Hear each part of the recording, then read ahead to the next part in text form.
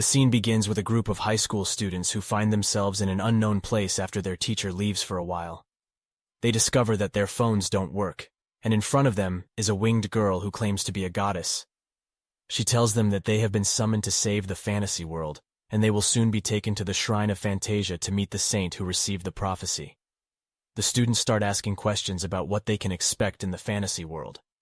One student, Oh Han Wu, asks about levels and skills, while Jiang Mi Yan asks about knights and the medieval aspects. Choi Kang Min wonders if any of them will become real heroes. No, because not everyone is endowed with equal power, and only after receiving the recognition and blessing of the gods, they will be able to become heroes. The class president, Ubora, raises the most important question of when they will return home. The goddess does not have an exact answer to this. She simply says that if in the future heroes defeat the demon lord, then the gods who gave them blessings will fulfill their wishes.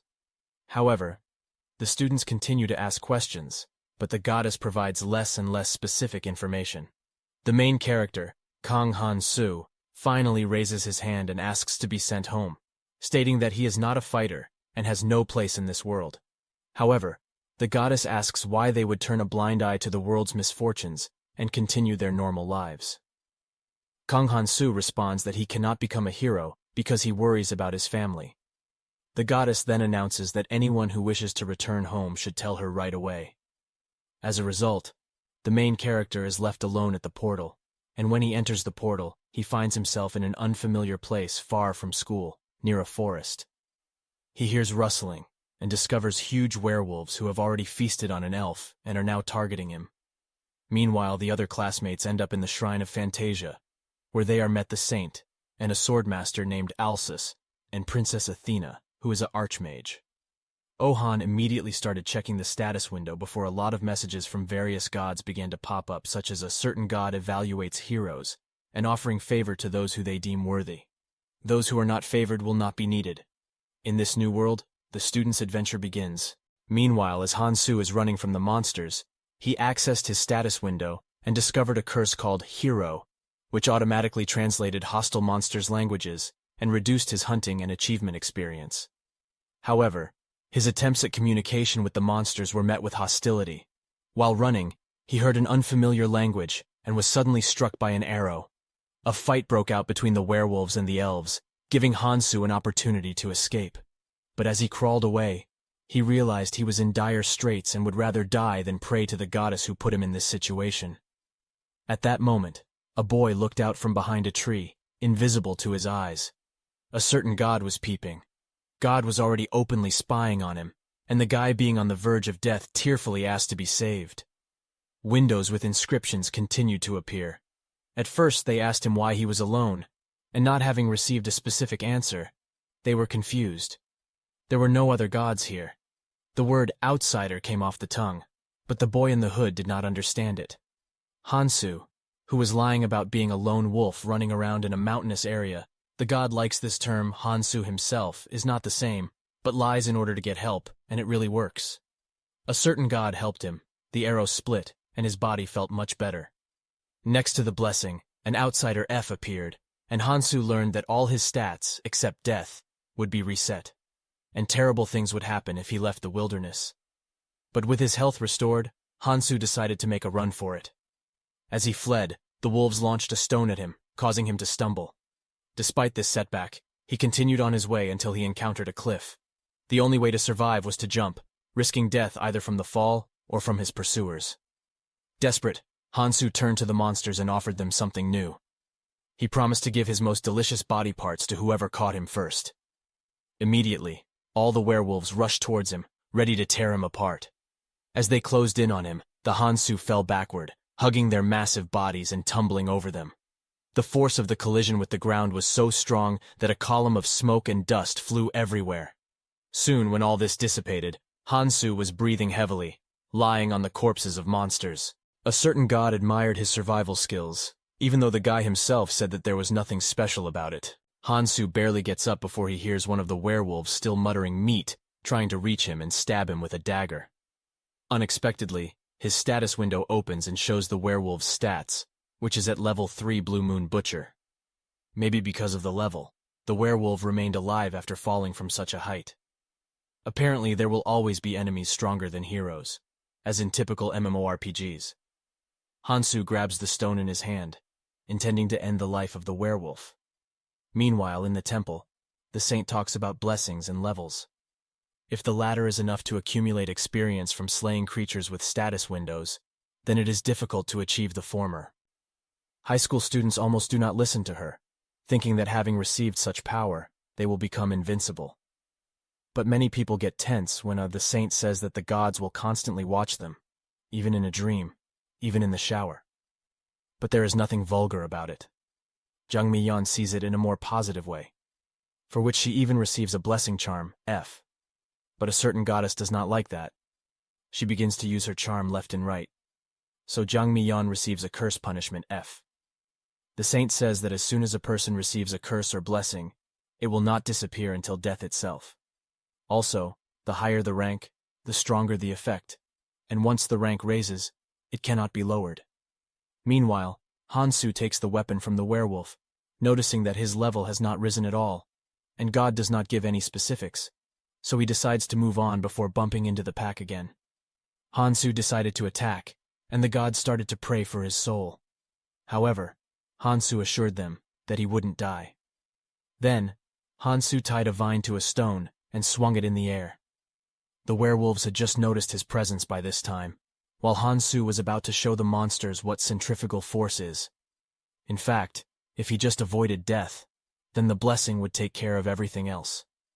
He managed to deal with all the wolves except for one, and he asked him about where the village is. The werewolf showed him the way, and then asked him to spare him. But after all, Hansu promised that he would just hurt him less, and not spare him. Meanwhile, in the temple, they arranged for a rest, telling the high school students that their training would begin the next day. Alsis would teach swordsmanship, and Athena would teach magic. Oh Han-woo immediately asked if it was possible not to study at all because he was too self-confident. Some immature god pays attention to him. The next morning, everyone was already lined up, waiting for Princess Athena. At the same time, Oh Han-woo received the blessing special, which meant, you are the most special hero in the whole world, and only you can feel this blessing well. Thinking himself special, Oh Han-woo left the temple and went to the city square of the prologue. He immediately went to the Guild of Mercenaries, where he decided to sign up immediately, as it is done in many games of this genre. Then, a red-haired lady approached him, warning that it was very dangerous, and he needed to return home. However, Oh Han-woo thought that this mercenary was some kind of princess in disguise. That's why he decided to catch her, inviting her to his team. The immature main god is dying of laughter. After successfully handling another group of werewolves, Hansu learns that the village is located towards the west. Despite his god's apathy towards his actions, Hansu faces another werewolf and defeats it. During this confrontation, he overhears human voices and soon realizes that they are speaking in an unfamiliar language. The humans notice him, and without comprehending their language, Hansu surrenders by falling to his knees and raising his hands above his head. As they set off together, and Hansu managed to explain his name to them with gestures, but he can't understand anything else from someone else's speech. Despite the fact that it seems that his new acquaintances are friendly to him now, God is not happy with this situation at all because the guy does not behave like an outsider. He also talks to them as if they are close. Hansu just shrugs him off and talks about his own things. He also managed to find out other people's names. The big guy with the beard is called Gary, and he is most likely the leader of this group. He also carries a huge sword behind his back. The young man's name is Cole. He laughs quite often, and is also a two-handed man who owns 2 swords. Misa is the girl who wanted to shoot him with a crossbow. She is pointing somewhere in the distance smoke, and if it's not from a fire, then it's from someone's houses. God again notices that he is not behaving like an outsider. Then suddenly, werewolves appear from behind who clearly intend to tear up the entire team. Hansu was about to attack, however. He was outpaced by Cole and Gary, who rushed to the attack. Bad or good, everyone starts to protect him, and even he managed to save Misa from strong jaws during one of the attacks. It seemed that an easy victory was at hand. But for some reason, the group is not particularly happy about it. Despite the protection provided to her, the girl directs her crossbow directly into Hansu's chest and shoots where the heart is. The world disappears before his eyes. The men and the girl are talking about how they considered the kid dangerous, especially when he took out a dagger. But now he can't even be sold into slavery, so they'll just have to sell everything he has. Misa reports that she did not hit the heart, so Cole needs to be more careful. Cole raises one of his swords, ready to deliver the last blow, but abruptly freezes when Hansu's status window pops up in front of him. There are only two reasons for this phenomenon. Either Hansu shared it himself, or he has a special blessing. It is logical that, under such circumstances, the target should be alive. Hansu rises with a sharp movement and stabs the swordsman's neck in the same way he eliminates Gary. However, he is shot again by Misa, but that doesn't stop him as he eliminates Misa despite her begging for forgiveness. Then he takes off her uniform and puts it on himself while God laughs and says that he respects Hansu's weird hobby, to which he replies that it's not a hobby. It was just the only armor that suited him. Afterwards, he manages to see Misa's status window. She also had a blessing, but the girl was not a hero. Apparently this was a very common phenomenon. Hansu decides to continue on to the village. The good thing is that the dead carried a bag of coins with them. Meanwhile, magic training is taking place in the temple. Athena claims that talent is really important in magic, which is determined by pedigree and acquired academic connections. However, she also says that it is still possible for a person who has neither one nor the other to become a magician. Since Yubora asked this question, the princess decides to make her her first student and asks her to take an oath using magic. Due to the fact that they have made such a connection, Yubora gets a blessing of rank C. If you don't have parents or a teacher with the blessing of magic, then you won't be able to become a wizard.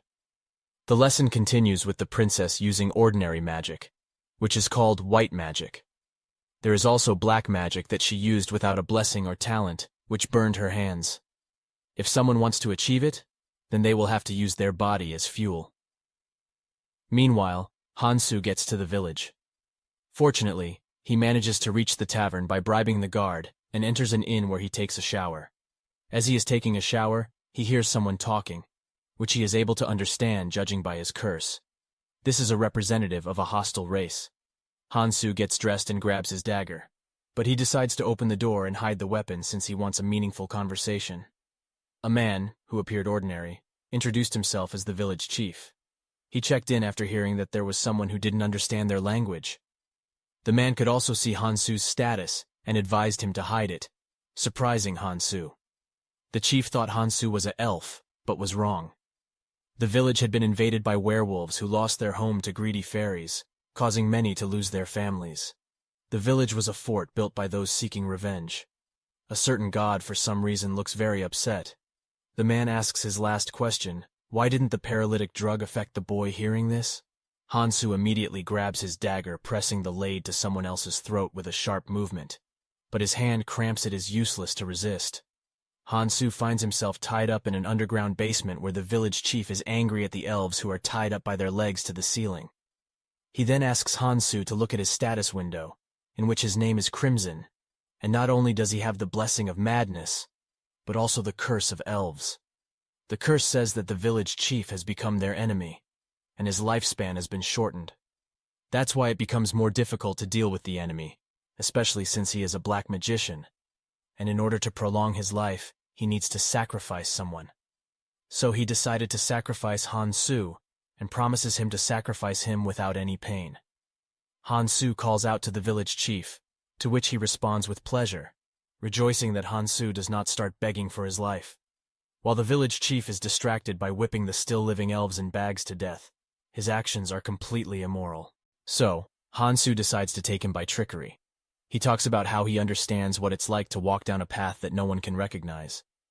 The village chief is delighted that now he himself apparently has become an outsider, which means that he should become the only wolf. Actually, that's right. The lunatic still wants to eliminate him.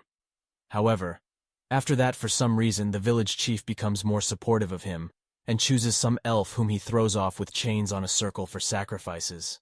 Apparently, Hansu will stay alive. In order to sacrifice, he needs the consent of the victim, which he receives from the fact that they promise the unfortunate elf that he will let his friend go after the ritual.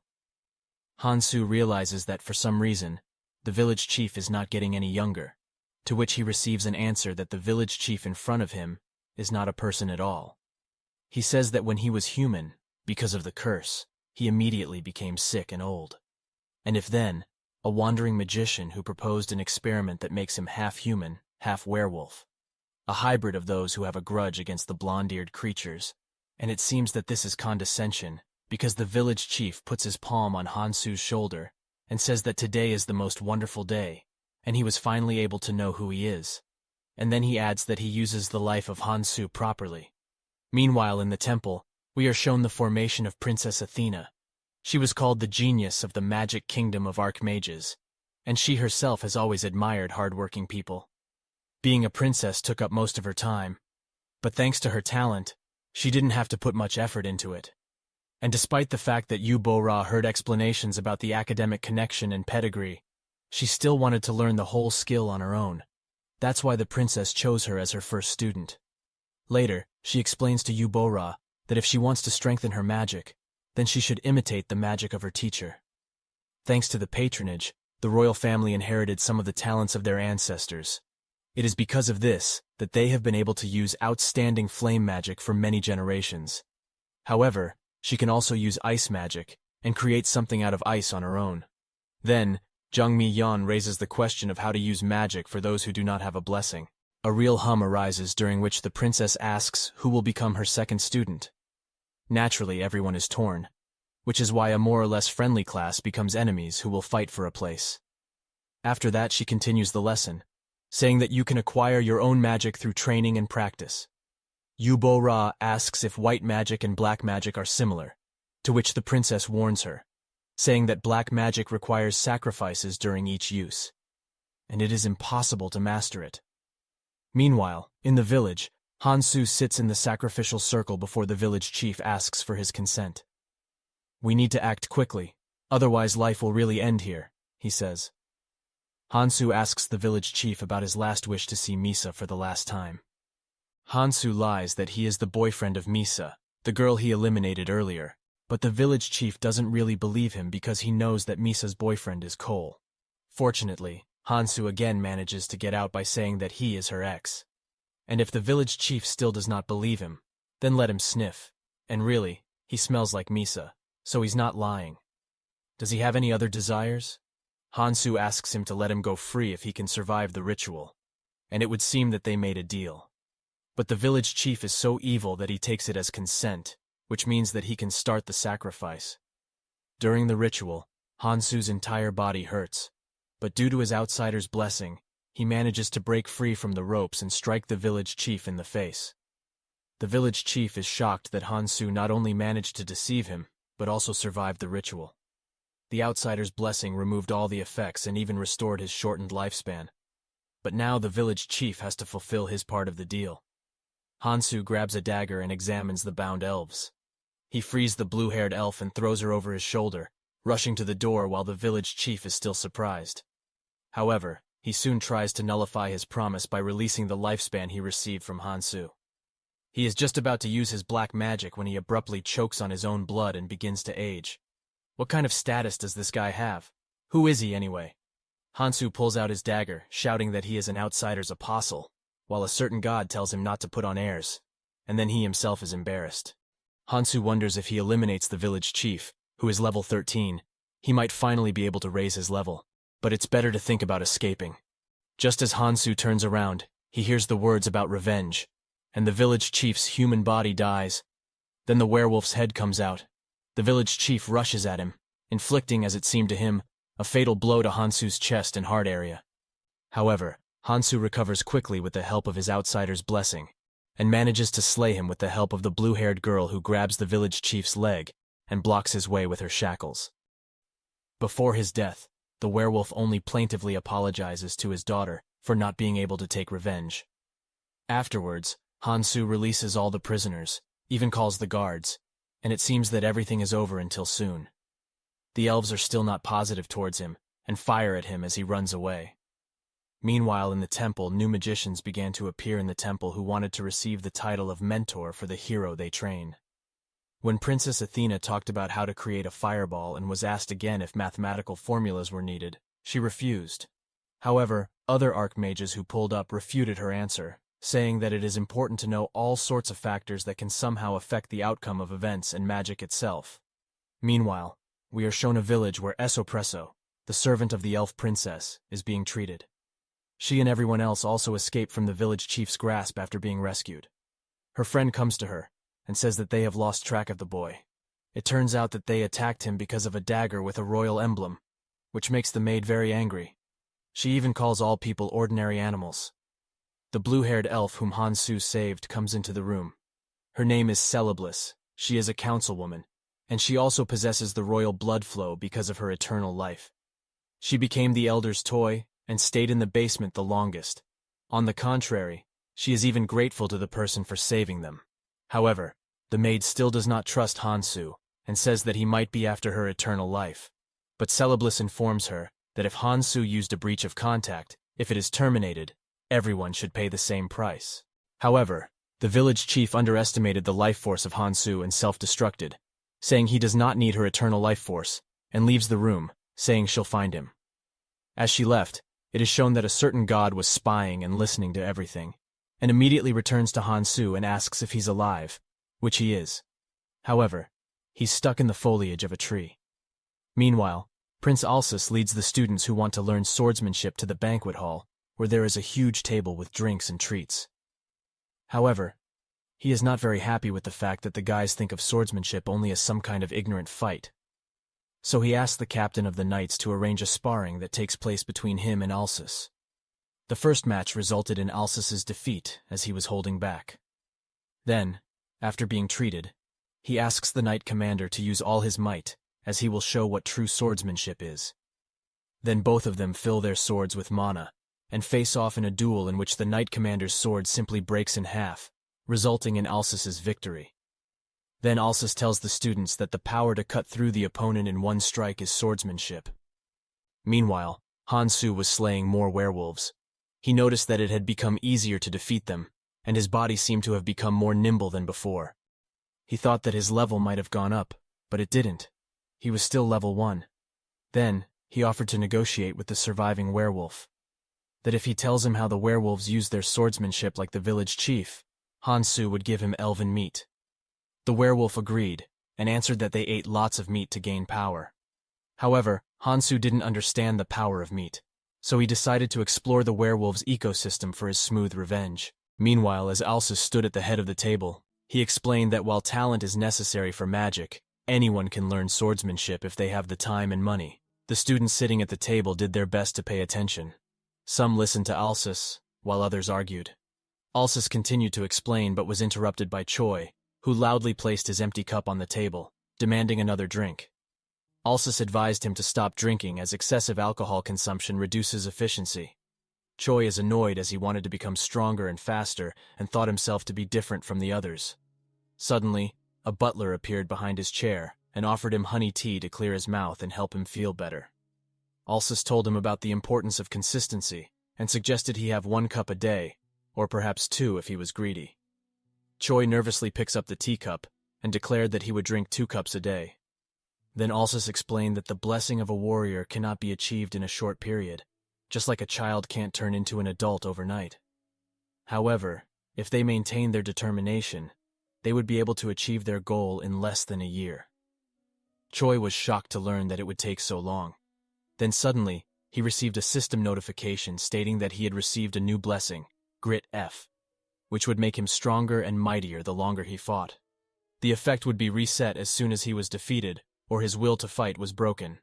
At that moment, a certain god of war proudly remarked that it was unimaginable, while another god of martial arts just snorted. Alsus congratulated Choi for receiving the god of war's recognition, and continued to teach about how to hide the status window.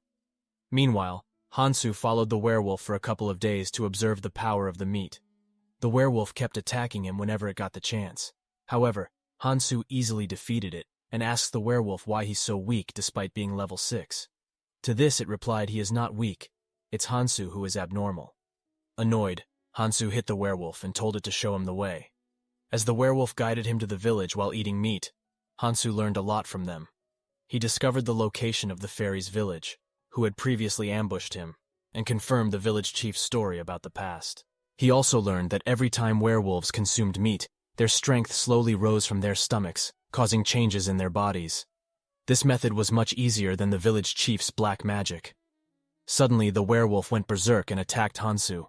However, by that point, Hansu had already learned everything from the werewolf, including the power of the meat. He then thanked the werewolf and easily slays it using this newfound power. A certain god is surprised to see the changes in Hansu and says that it's the power of meat. Hansu is also surprised by this new power.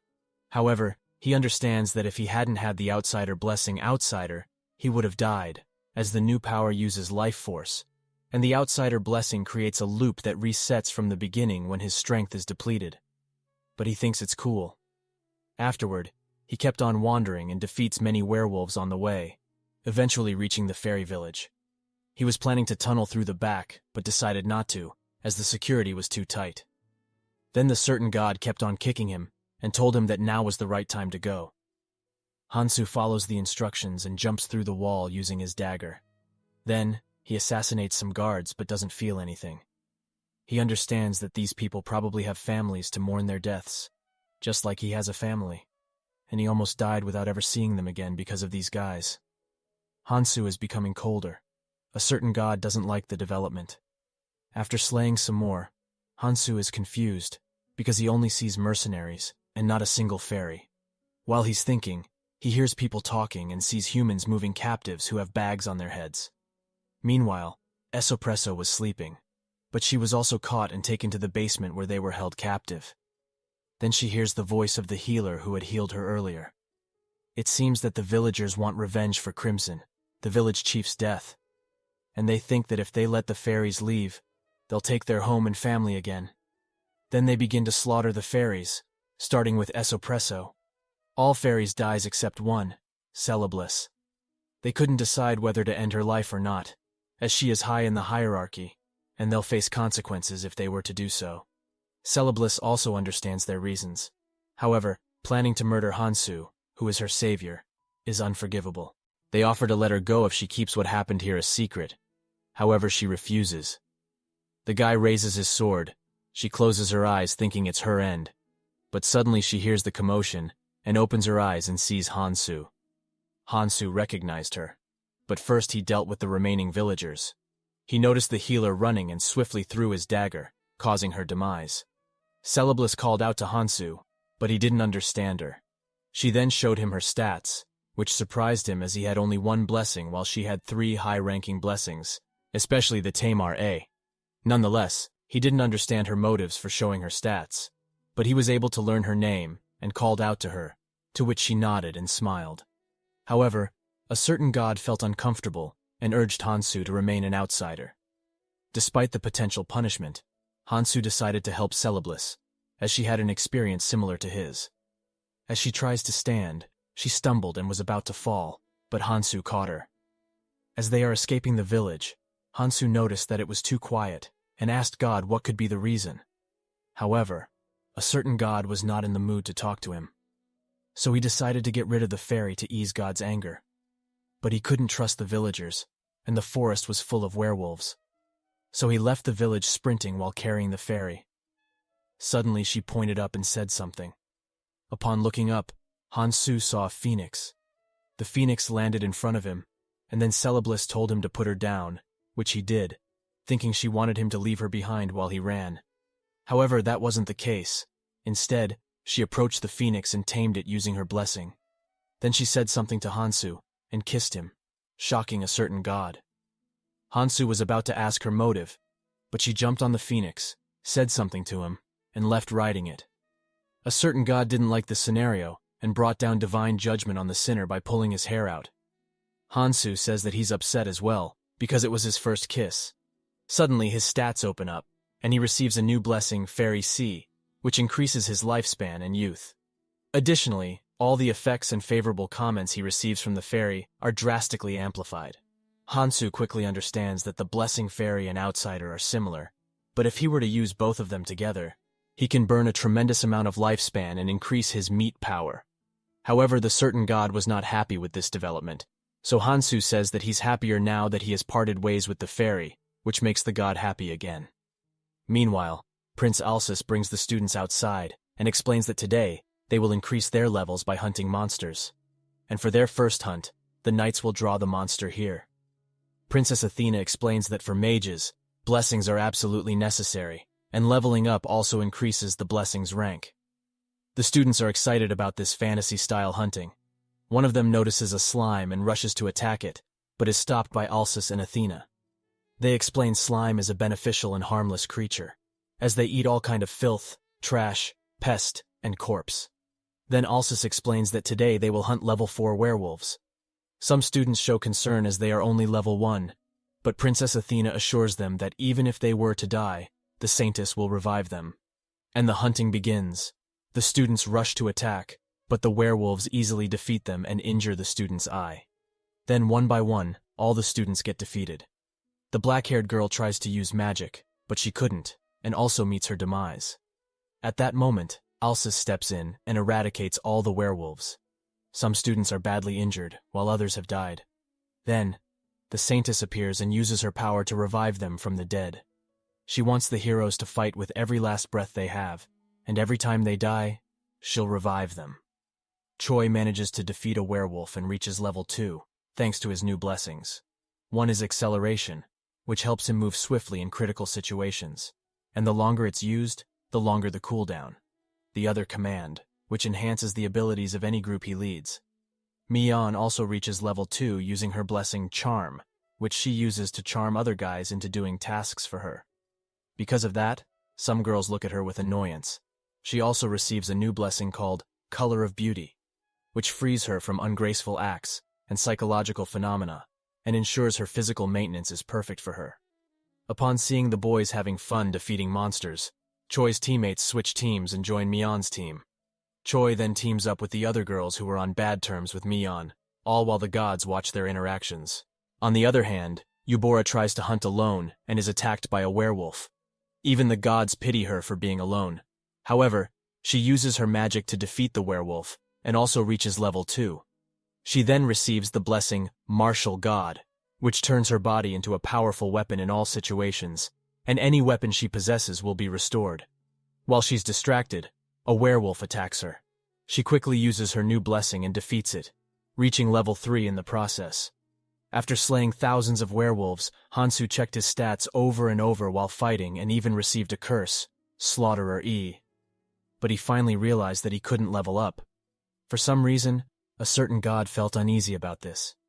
He thinks that he can't level up because of Goddess's curse. A certain god was acting suspiciously and trying his best to avoid Hansu. He then checks the curse he received earlier, Slaughterer E. This makes friendly races slightly fear him and find him appealing, and increasing the chances of them opposing his cruel actions, which makes him a complete outsider. But a certain god is happy with that. As Hansu is checking the loot he received from the monsters, the werewolves called out from behind intending to take revenge. Among them was a level 9 werewolf. They rushed to attack him and tear him apart, but he easily defeated them. Afterward, he looted every single werewolf and collected a bag full of gold coins. But he couldn't sell them, as he didn't understand human language. While he was thinking about where he could find a translator, a human-looking person called out to him, understanding his language. Hansu rushed to the guy and grabbed him by his collar, asking who he was. The guy replied that he was a demon. Hansu was a bit confused because he thought demons were very powerful, and that's why the goddess summoned them. But this guy looked weak. Upon hearing this, the guy burst into tears and said that he wasn't weak. Instead, Hansu was abnormally strong despite being level 1, which the guy learned using his blessing to check Hansu's stats. The guy also mentioned that he is a dark mage and currently looking for a marriage partner.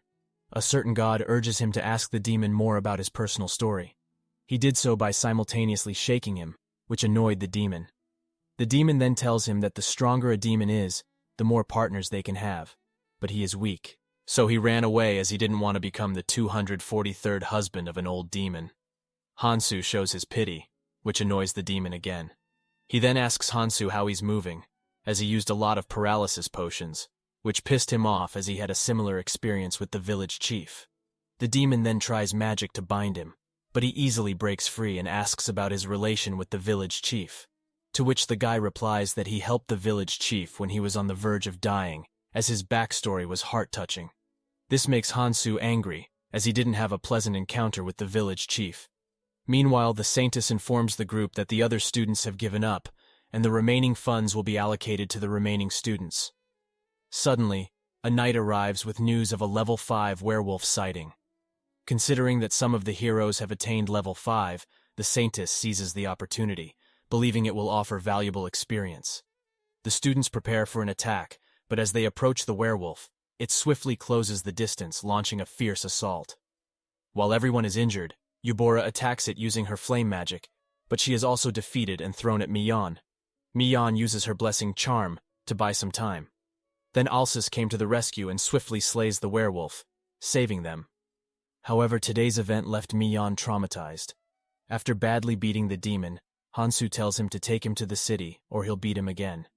After healing himself, the demon refuses to take him to the city, as there is a very powerful saint there. However, he offers to take Hansu to the city next to it. Hansu agrees because he also doesn't want to be in the city where the goddess Saintess resides. As they head for the city, the demon informs Hansu that the city entrance is restricted by knights, so they will have to go through identity checks. However, it will be difficult for him as he is a demon. Hansu is pissed off as he had a hard time due to the language barrier and curses the goddess, while a certain god is having fun. In the meantime, the pink-haired girl is angry with Oh Hanwoo for his lack of knowledge about the world, yet aspiring to become a mercenary. Despite her anger, she has paid for his armor, weapon, and the inn in the past 2 days, leading him to believe it's due to his blessing, special. She tells him to be careful as they are in the territory of orcs who are stronger than werewolves. Oh Hanwoo confidently agrees, while the immature god and the wind god pay attention to him. He is slime rank, which is the lowest rank among mercenaries, but this grants him the mercenary blessing, which rewards him with extra experience points upon quest completion. Failing or giving up would result in a significant loss of experience points. Their quest requires collecting werewolf ears, but they haven't found any werewolves. The girl suggests going to the guild for information, but Oh Hanwoo refuses. Suddenly a werewolf attacks him from behind, but he manages to dodge.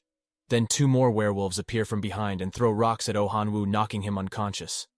Upon waking up, the girl informs him that she took care of the werewolves but lost an arm in the process. Feeling responsible, Oh Hanwoo checks his stats, hoping his blessing can heal her arm. She reassures him that it wasn't his fault. Misinterpreting her forgiveness as an effect of his blessing, Oh Hanwoo gets angry at the gods who find it amusing. In response, they curse him, preventing him from peeking at things and increasing the chances of his secrets and weaknesses being revealed. That shatters his dream of traveling with beautiful girls. The girl advises that they leave the forest as it feels ominous.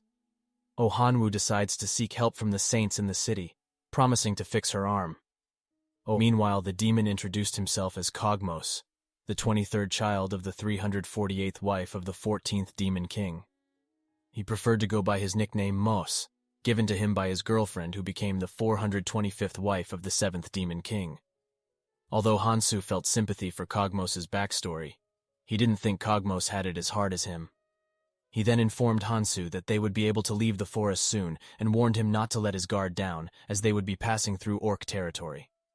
Kogmos then spotted many orcs, and they were also able to spot him due to Hansu's glowing red eyes.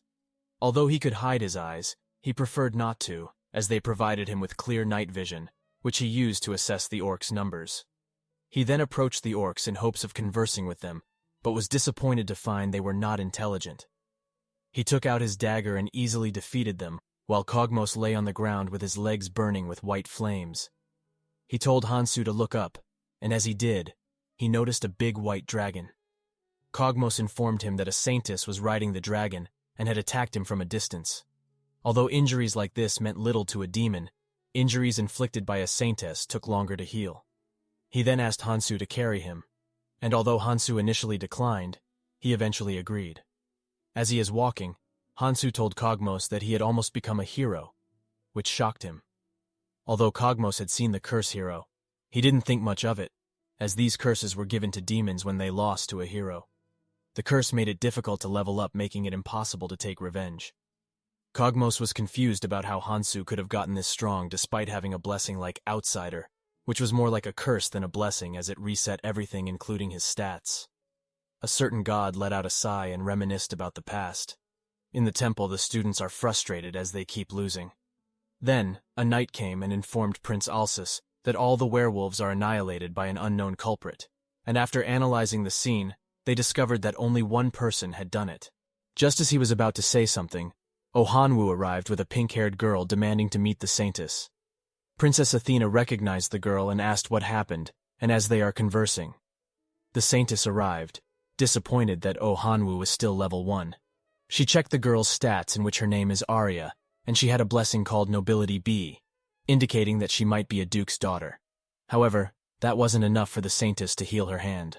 Ohanwu argued that Arya had protected him with her life, but the Saintess pointed out that the knights had done the same, so what made her an exception? He then attempted to use his blessing special, but the Saintess easily nullified it. She told him that she received many valuable treasures for her healing abilities, while he couldn't give her anything, and tells him to return after becoming stronger. Eubora raised her hand and asked if she could take Arya as her comrade, and the Saintess agreed as she had potential. She then healed Arya's hand, and Arya thanked Eubora, while Ohanwu was left alone. He was approached by Princess Athena, who thanked him for bringing her childhood friend Arya into the temple, and chose him as her second disciple, resulting in him receiving the blessing Magic, and makes him believe that she had a crush on him. He then decided to continue his journey. After defeating many orcs, Hansu takes their sheep and ties Kogmos with them, as he can't always carry him. After a complete recovery, he asks Hansu to untie him, which he does, and asks him how he's hiding his horn, to which he replies that he used a magic spell to hide it. They then notice a carriage being attacked by a group of orcs, but instead of helping them, he decides to watch for now, as he still can't trust humans in this world. The carriage is surrounded by orcs, and 2 girls come out of it. One of them uses fire magic, while the other uses swordsmanship to attack the orcs. Hansu decides to help them, as they look like elites of this world, and getting on good terms with people like them would make his life easier. So, he uses his curse to call out many orcs, but it won't affect humans as they won't understand him. Although a certain god advises him to let them die, he persists in saving them. The orcs notice him beside them and quickly attack, but he easily dodges their attacks and defeats one of them. As he dodges the other orc's attacks, a red orc rushes to attack him but is easily defeated. The soldier thanks Hansu for saving them, and he is able to understand it because he has been learning the human language from Kogmos. A certain god feels uncomfortable with his outsider actions and proposes him to let everyone die. He ignores that and continues to attack the orcs. After defeating all of them, Kogmos informs him that everyone is shocked by his actions. Hansu then asks him to do something about it, so Kogmos introduces himself as a mage, and Hansu as a swordsman from a different continent, so they don't suspect his language issue. One of the girls points out Hansu's curse, Hero, which Kogmos assures her that he's not a demon, and that he also has the blessing Fairy Sea, an amazing symbol of trust, considering that even humans who marry a fairy are E rank at best. The girl then apologizes to Hansu, which makes him happy as he managed to secure a good translator and finally gains people's trust. But a certain god feels uncomfortable and dislikes the development. He then tells the god to calm down and shares his secret of being impotent. The god cheers him up, but it's his fault to begin with, as the outsider blessing makes all stats return to normal, including that. As Hansu is enjoying the campfire, he is approached by one of the girls from earlier. Her name is Julia. She's a noble lady who attended a prestigious fantasy academy. He's in a bit of a pickle, as he doesn't fully understand the language, meaning he can't understand her. She then shows her abilities and says something to him, which he takes as her asking him to show his abilities, which he does. After seeing this, the girl rushes to him and holds his arm while saying something, but he doesn't understand. Then she backs away and apologizes. Thinking that the aura he had shown is small, he tries with a dagger, but the girl has already left running. Pissed off, he says it's hard to understand a woman's heart, while the god says that an impotent person doesn't need to know. Meanwhile, Ohanwu is restricted from entering the temple. He's a failed hero who left the temple, resulting in him losing all the funds. The priest then offers him 3 choices: accepting individual funds and giving up the hero title, which, if he were to use, he'll receive the death penalty. Returning to training without receiving funds until visible results are seen, or entrusting himself to the temple, which takes care of his life, marriage, and retirement, but he can't exit the temple until death. Ohanwu chooses the first option, signs a contract, and receives funds. He then heads to the slave market, while a childish god king munches on popcorn. The Saintess receives the news of Oh Han-woo's decision. She thinks they'll lose more heroes in the future, and even if they don't lose more, it'll still be troublesome as there is another Saintess on the continent.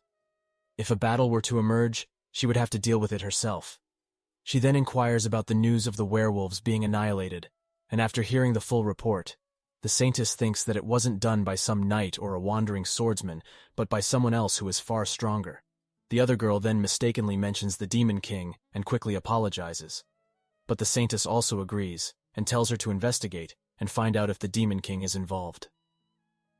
As she was thinking of the possibility of the Demon King, the priest informs her that the information about the hero summoning is leaked. As an academy student saw Oh Han-woo's stats, the academy invites the hero for vacation. Although she is disappointed in the current situation, she can't do anything about it. Then suddenly, a knight comes and informs about the discovery of a bag that belongs to a hero.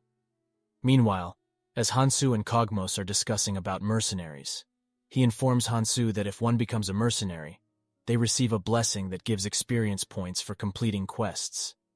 Hearing this, Hansu checks his stats to see that the hero curse that doesn't allow him to receive experience points only applies to those from hunting and achievements. That means experience points gained by other means are unaffected. He then asks Kogmos how to become a mercenary. They finally arrive in the city, but Hansu is not happy about the rotten stench at the entrance. Kogmos informs him that all types of people, including mercenaries, gather around the entrance, so it's natural. But Hansu is one to talk, as he smells like he bathed in orc blood. The two girls says that they want to repay Hansu for saving their lives, and suggest that he books the same inn as them. He agrees, but a certain god isn't happy about it. Then Kogmos suggests that he should wash up first if he doesn't want to get chased out of the mercenary guild. After arriving at the inn, Hansu is fascinated by the slimes cleaning his clothes. Kogmos then warns him not to steal one, as educated slimes are very expensive and worth their weight in gold. After changing clothes, Hansu and Kogmos come downstairs and wait for the girls. When the girls arrive, Kogmos invites them for lunch, but the girls want to follow Hansu, which annoys him.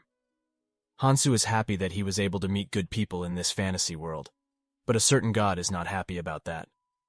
Oh Han-woo arrives at the slave market and meets his former classmate, who is also buying a slave. His classmate suggests that Oh Han-woo let the slave merchant check his status, as it may lead to a discount if the merchant finds out he's a hero. Oh Han-woo is skeptical, but the guy informs him that the temple won't do anything, as they can't stop someone from checking their status. He then allows the slave merchant to check his status, and the merchant quickly recognizes him and asks what type of slave he wants. Oh Han-woo says that he wants a strong female slave. The merchant shows him a level 17 female slave, but she's not to his liking, so he asks for a strong yet slender female slave. The merchant lets Oh Han-woo choose his slave, and he chooses 3 female slaves. He signs a contract with them, and after paying the full price, he orders them to follow him to buy some weapons.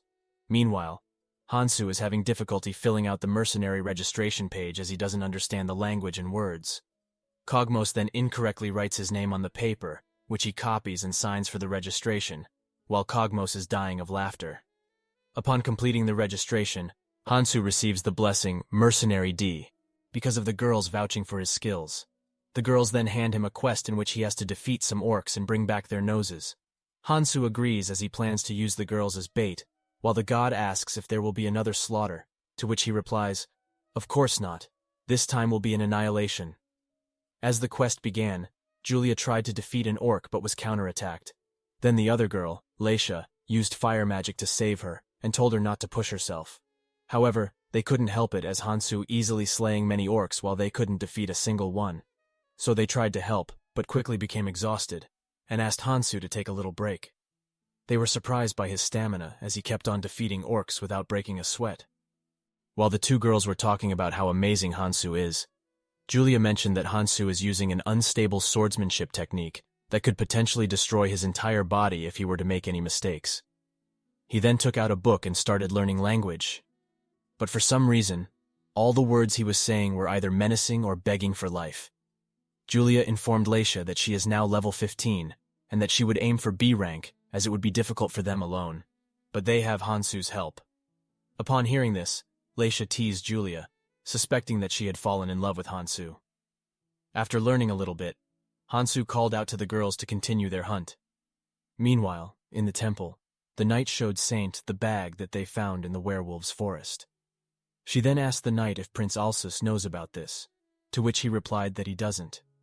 She then threatened the knight that if he were to leak the information, he would receive death penalty. She noticed a badge that had a name written on it, and called her subordinate to learn letters from the heroes and identify the belongings. As the existence of the bag was clearly a mistake of the goddess who was known to be perfect, she decided to cover it up.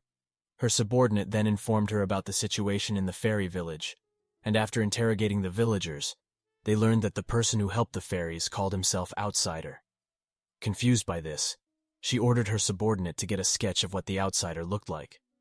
At the same time, Hansu was learning language from picture books while everyone else was sleeping. A certain god is fascinated by cute picture books. Then Hansu asked where all the other gods were so he could avoid them, to which the god pointed in a direction. Hansu quickly figured out that in that direction might be the saintess that Kogmos mentioned, so he decided to run in the opposite direction until he became strong. God then told him to change the page, which he declined as he hadn't memorized that part yet. God then put pressure on him, making him agree, but Hansu said that it was not the right time as they were surrounded. He then woke up Kogmos and the other girls, then informs them that they were surrounded. Then all the men came out, and their leader told Hansu to hand over his spoils and leave the girls behind. Hansu was pissed as people kept trying to harm him. He then used his curse to summon orcs and rushed at the leader of the group, easily defeating him while others fought with orcs. Suddenly, he was attacked from behind by the leader, but he quickly healed himself with his blessing Outsider, and finishes him while others dealt with the remaining people. Afterward, they arrived at the mercenary guild and handed over the orc's nose to the receptionist. He then shares the proof of quest completion with the girls. They thanked Hansu as with his help they were able to level up. Seeing that even mediocre demon Kogmos had leveled up, Hansu checked his stats, only to find out that he was still level 1. He then turned to God while she tried her best to avoid him. Long ago, living beings discovered an entity that they now called God. They sought the help of God, and through that assistance, gods felt the meaning and joy of existence. However, the number of gods slowly increased, and each had their own way of helping, as if they were competing with each other. Living beings who received blessings from gods grew in different ways, while those who were unable to acknowledge each other fell into conflict and died in vain. A certain god noticed a blonde-haired boy who was dying and asked if he wanted to live. Tearfully, the boy asked to be saved, and God helped him by turning him into a child and giving him to his parents, who happily accepted the boy. God was proud of their result. After a long time passed, God visited the blonde-haired boy and asked how he was doing. The boy, who had lost the woman he loved because he had turned into a child, cursed at the god. The god pointed out that the boy never mentioned any women when he wished to be saved and apologized, but the boy angrily lashed out at God, causing her to run away. She couldn't figure out what she had done wrong. Meanwhile, other gods blessed countless lives, but they all resented the outsider god, though she couldn't understand why.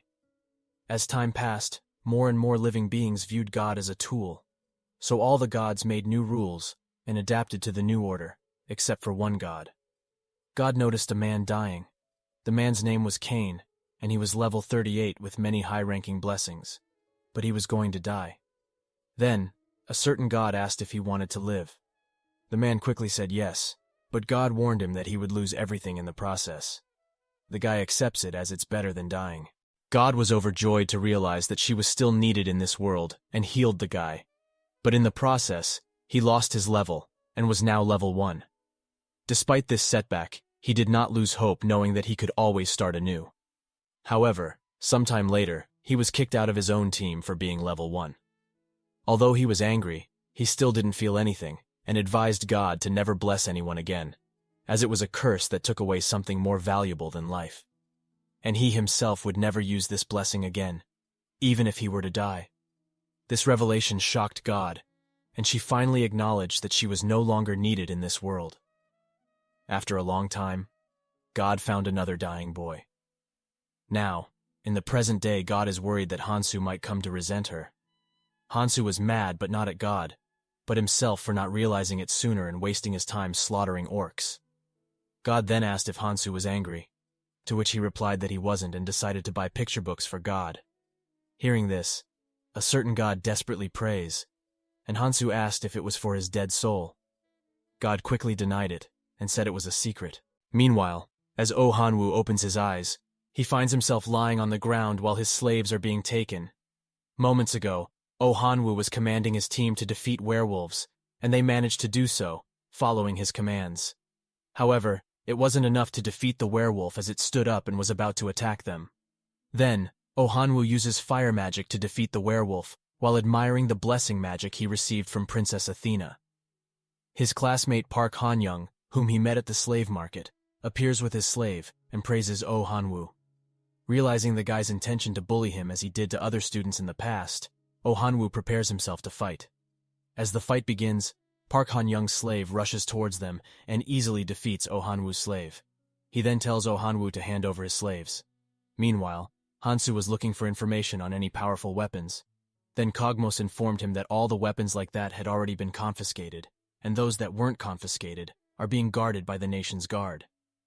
Upon hearing this, Hansu went outside for some fresh air. He was devastated because he couldn't level up, and there were no weapons that could make him strong. While the god cheered him up, an orc called out to him from behind, demanding that he hand over everything he had. Pissed off with his current situation, Hansu attacked the orc and kept on punching him while asking why there weren't any relics. The orc, crying, begged him to stop and informed him that there are relics in the orc sanctuary. With this sudden turn of events, Hansu told the orc to show him the way. In the Western continent, they ranked things using monsters. High-level knights were ranked as dragons, while the lowest of the low were slime-ranked. Since the orc was in the middle, it meant they were good enough, so it would be easy for him to defeat them. As the orc showed the way, he informed Hansu that even if he showed the way, Hansu wouldn't be able to enter the sanctuary. And when they arrived at the destination, they saw that nothing was there. Then suddenly, a ruined city appeared. The orc was happy, thinking Hansu wasn't able to follow him. But when he turned around, he sees Hansu. Surprised, the orc asked how he could be there since only people below level 1 could enter. Hansu showed the orc his level, and suddenly some orcs shot arrows at him. While the gray-haired orc was about to warn everyone about Hansu's strength, he was easily slain by Hansu, who then rushed towards the other orcs, massacring them, while the god prays for their souls. After slaying thousands of orcs, Hansu uses the slime he bought to take care of the collection while he checks his stats. He discovers that his curse, Massacre, has become rank C, and he receives a new curse called Annihilation D. This curse increases the chances of the people who dies by his hand appearing in his dreams, and the nightmare will continue until all the dead people attain nirvana. However, it doesn't affect him as he doesn't sleep due to his blessing, Outsider. Additionally, he receives the curse for saving those who were held captive by the orcs. Hansu then asks the surviving orc how to leave this place, since he keeps returning to the same spot, no matter how much he tries to leave. The orc informs him that the exit of the city is in the center. As he was going there, a guardian orc arrives and demands that Hansu answer why he massacred 300,000 orcs. The guardian points his spear at Hansu, stating that he will not let a single person who knows about this place live. Hearing this, Hansu becomes sure that there is treasure, and that is what the guardian is trying to protect. He rushes to attack him, and as their weapons collide, Hansu is pushed back and loses an arm and an eye. But he quickly regenerates using his Outsider blessing, much to the orc's surprise. The orc thinks that Hansu is an immortal and plans to lock him up until he gets old and dies. Meanwhile, Yubora receives congratulations from Arya on reaching level 7, which she says is all because of her blessing. Arya also shows her blessing Nobility, which means she's a daughter of Duke and can receive XP from family members. However, it's useless as she doesn't have any family members. While they're conversing, the Saintess arrive, which makes Arya a little uncomfortable. She then goes to bring tea, and while drinking, the Saintess tells Yubora about her concerns regarding hero rivalries. She mentions that sooner or later, some heroes might be dominated by their blessings, but they won't die because even if they fall, a hero is still a hero. However, their fall will result in the betrayal of the trust of all who believe in heroes. Upon hearing this, Yubora remembers Hansu and wonders if he is doing well. The Saintess abruptly asks if she knows someone named Kang Han-su, and if he is her boyfriend. Shocked, Yubora clarifies that he isn't her boyfriend but merely a classmate. The Saintess urges her to tell everything while the gods eavesdrop. Later, the Saintess becomes convinced that Yubora is interested in Hansu, as she spends hours talking about him. She also learns about Hansu's desire to go back to Earth, and she's worried that if the heroes find out that Hansu actually didn't go back, their trust will be destroyed. Planning to erase Hansu's existence, she is interrupted by the Goddess of Heroes, who glances at Hansu's bag and feels uncomfortable, indicating that even she can't locate his whereabouts. Saintess then plans to launch a search network without everyone knowing, while the outsider god peeps at the plan and quietly leaves. Meanwhile, Hansu kept on losing to the Guardian Orc, so he decided to construct a plan and draw the orc's every movement to study and counterattack. While doing so, he was interrupted by Bruce, whom he had saved earlier. Bruce brought a girl with him, and although Hansu couldn't understand their language, he understood Bruce's intention of trying to set him up with a girl. This angered Hansu, so he gave Bruce a beating. He then tells the girl to do whatever she wanted but not to disturb him while he continued drawing. Later in the morning, he showed the outsider god that he had copied the orc's swordsmanship, which bewildered the god. He then received a system notification stating that the outsider blessing rank had upgraded from F to E. While he was thanking the outsider god, another system notification popped up stating that the curse hero had also upgraded from E to C. This meant that the goddess had noticed that Hansu was still alive, but he decided to ignore it for now and prepared to fight the Guardian Orc. However, the Guardian Orc refused to fight him outside and told him to follow him to the training area, which meant that he couldn't leave the sanctuary. As the fight begins, Hansu asks if there is any treasure. The orc responds that there is, but it's reserved for the heroes who graduate from the training ground. Understanding that he can't defeat the goddess with the weapons he finds here, he starts to think of a way. While he's distracted, the orc rushes to attack him, but Hansu easily deflects the strike with the new swordsmanship he learned. This surprises the orc, and he notices that Hansu is trying to get close to the exit. Thinking that Hansu is planning to run away, he rushes towards him to attack. However, Hansu had planned for this scenario and kicks the orc out of the sanctuary. He then starts to look for the treasure with the outsider god guiding him, and he finally finds it, among which are many holy swords. He picks one of them, but the outsider god warns him that he can't wield the sword, as it can only be wielded by heroes, and he has a hero's curse that makes him unable to wield the sword. So he breaks it, as it's only fair that other heroes can't use it either. While breaking the remaining swords, he notices that one of the swords isn't affected by his curse. So he breaks all the holy swords using the unaffected sword to see if it's defective, which it isn't. While celebrating his new sword, he receives a new curse called Holy Sword, E. At the same time, Choi completed his hunting for the day and checked his stats. He received numerous blessings and planned to use them in the upcoming tournament to win and obtain the prized Holy Sword. On the other hand, Mion didn't want to fight as she had dreamt of being surrounded by handsome knights. But in reality, she found herself surrounded by average-looking guys. She informed them about the temple's plan to send 4 highly skilled heroes to the academy and expressed her desire to attend it with them. One guy pointed out that there would be bloodshed within the faction, but he was still willing to join. However, the other guy refused, stating that Mion planned to go out with a prince riding a white horse. Mion assured them that she wouldn't break her promise and said she would grant their wishes if she were to do so. All of them agreed to join her. Meanwhile, Hansu checks the new curse Holy Sword, which made all the holy swords around him stronger by using the Maker's blood and tears. It would be difficult for him to destroy or seal the Holy Sword. Seeing this, Hansu felt confused, as it was the only holy sword left, and the curse only applied to it, which makes it stronger. Later, as he was leaving, the Guardian Orc appeared. The orc looked older due to leaving the sanctuary. Realizing the orc's weakness, Hansu tried to block its way. However, the orc rushed to attack him, but Hansu easily deflected the blow and cut its arm using the new sword.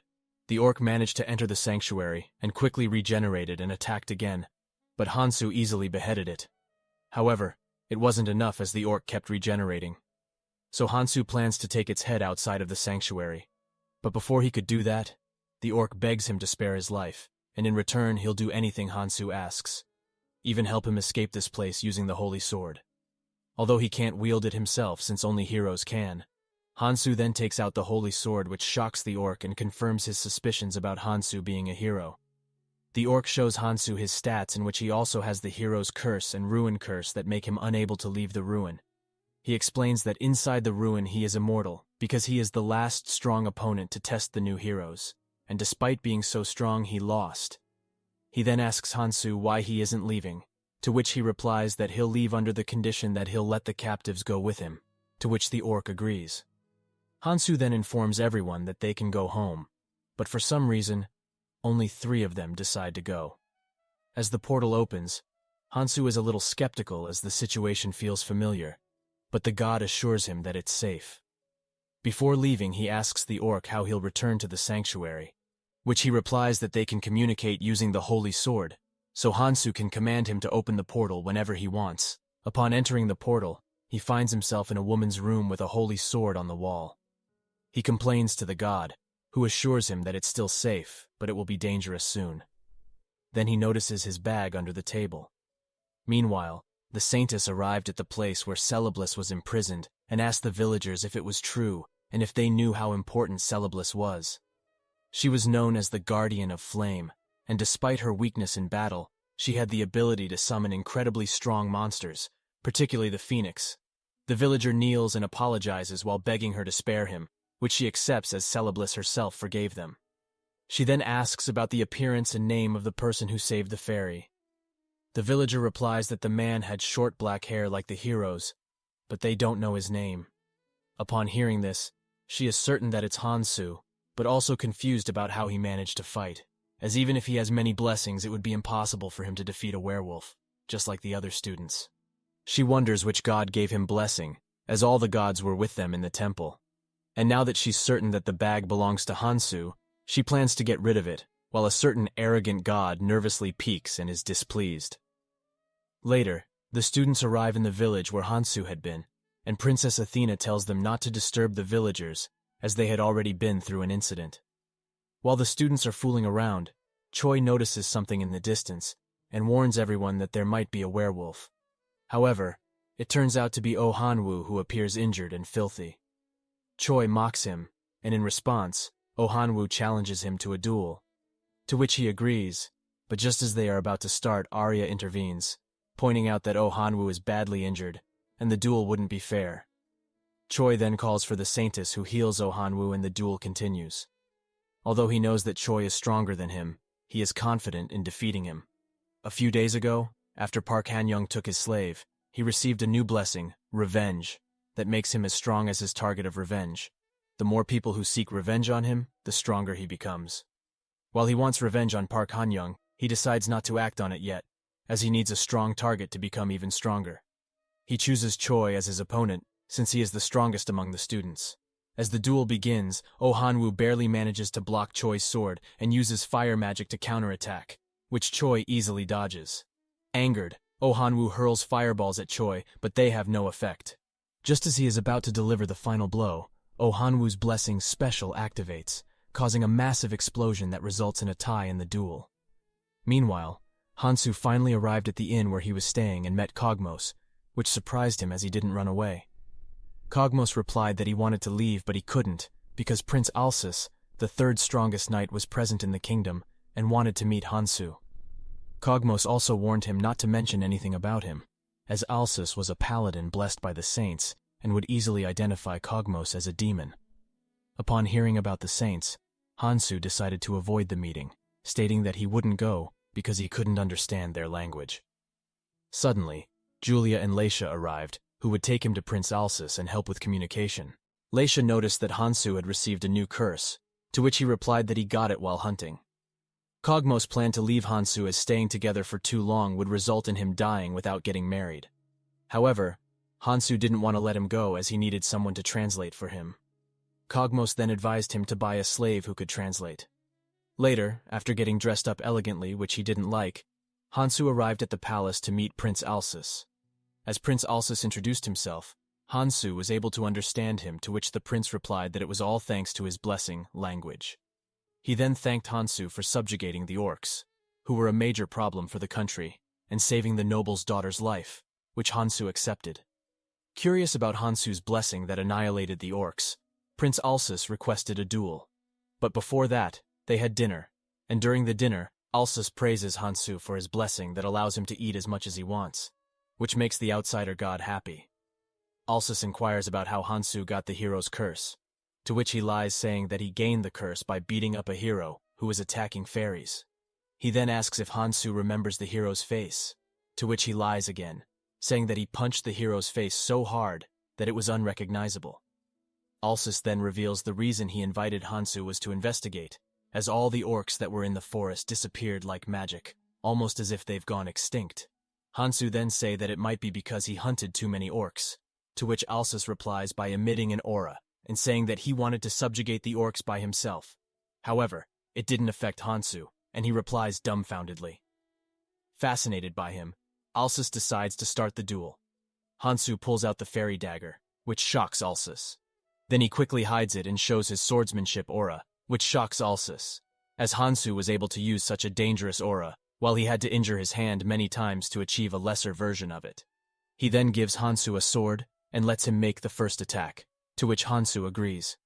He heard that Alsus is the third strongest knight in the kingdom, so he used a good amount of force to attack him, causing a huge explosion and a cloud of dust floating everywhere. Thinking that he attacked too hard and that Alsus might be dead, Hansu quickly runs away. But Alsus didn't die, as he used up all of his mana to block Hansu's attack, and is shocked that his sword was easily sliced. He then asked the girls to help him meet Hansu again, and apologize, as he had almost made him feel guilty for his death. The girls accepted and rushed to the inn where Hansu was staying. Meanwhile, the saints arrived at the temple, and noticed that Hansu's bag had been stolen while everything else was fine. Then the goddess appeared, speechless with the current situation, and said she should have gotten rid of the bag beforehand. The goddess asked the saintess about her next move, and if there was any way to find the bag. Pissed off with the continuous nagging, she told the goddess to find the bag herself. Upon hearing this, the goddess left. She then received a message from Prince Alsus, who informed her of the current situation regarding the extinction of the orcs. After interrogating the orcs with the language blessing, they learned that it had been done by a demon, though it had not been confirmed yet. He also informed her about a hero who had attacked a fairy, and both of them thought that it was O Hanwu. Meanwhile, Hansu, who believed that he had murdered Prince Alsus and feared being executed, planned to leave the country. He opened a portal to the sanctuary, and before leaving he told Kogmos to meet him at the city's northern gate. Upon entering the sanctuary through the portal, he met Bruce, who had decided to stay in the sanctuary.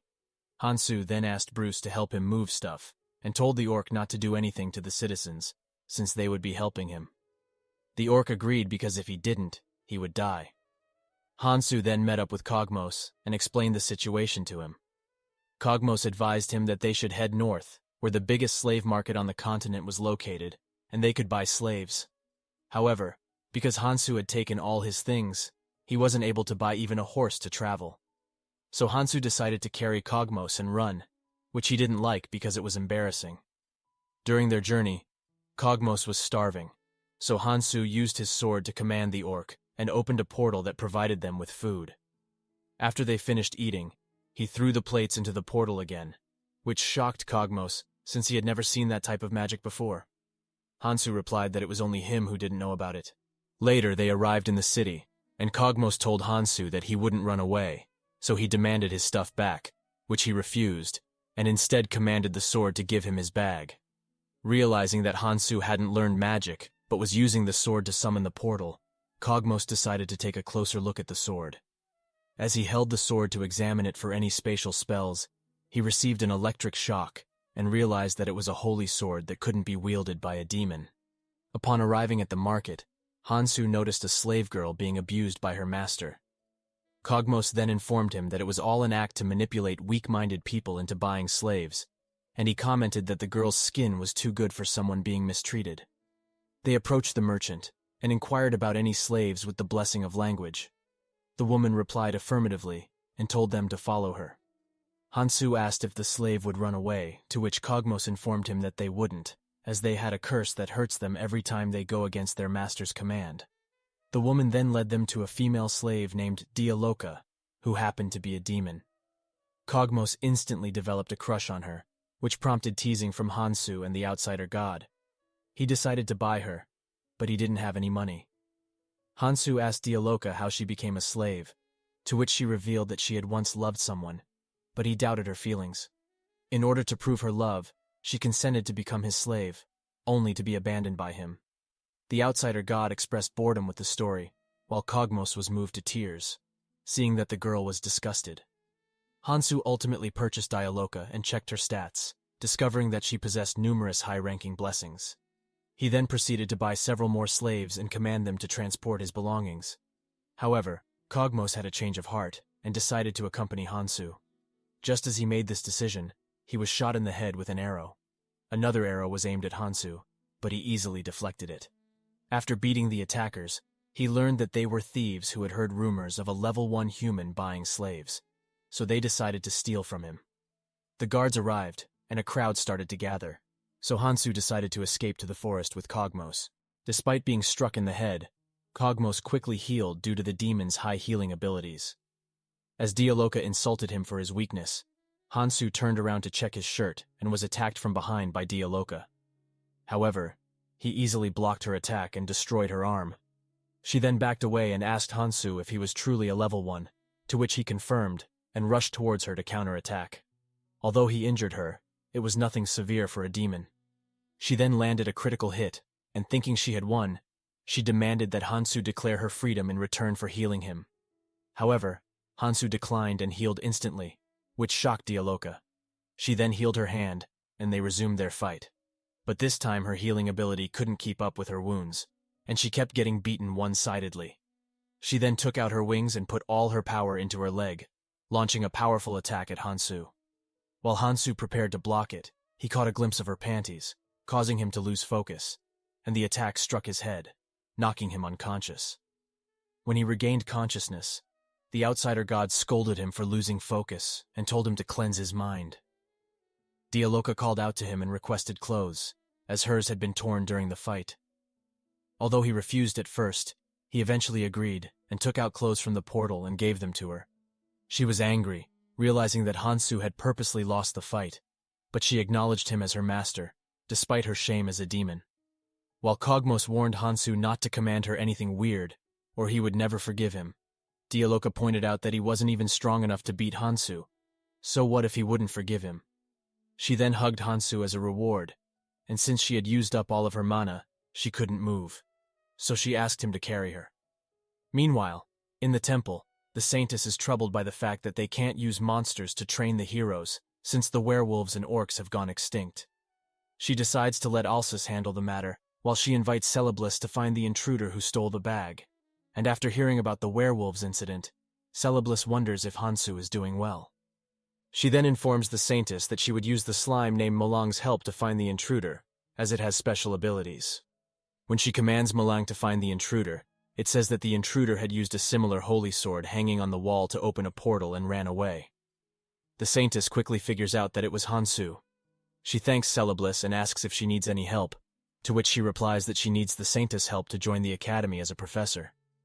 Due to her weakness in battle, she couldn't help during the last incident, and even after trying hunting, she realizes that it doesn't suit her. If she joins the academy as a professor and obtains the blessing teacher, she would be able to gain experience points without participating in battles. Understanding her situation, the Saintess promises to help her. Meanwhile, Oh Han-woo is happy that he was able to end the duel in a draw despite the gap in his and Choi's levels. He plans to beat him next time while a certain evil god gives him a double thumbs up. Then, the merchant brings the weapons that Oh Han-woo had requested. He then asks if there is any dungeon nearby that no one has conquered yet.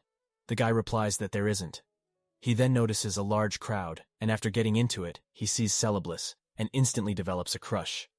He approaches her and uses his special blessing and asks her if she has something to say to him. She replies that she doesn't, and his blessing is instantly nullified. He becomes confused as to why his blessing didn't work. Then, a certain male god informs him that there is another owner. So he asks Celebliss if she is married. Upon hearing this, she remembers Hansu again, and tells him to back away and leaves. He then overhears the knights talking about a hero's being admitted to the academy, and that Celebliss will be a professor at the same academy. Upon hearing this, Oh Han-woo falls into his delusion of developing a relationship with Celebliss in the academy as a teacher and student.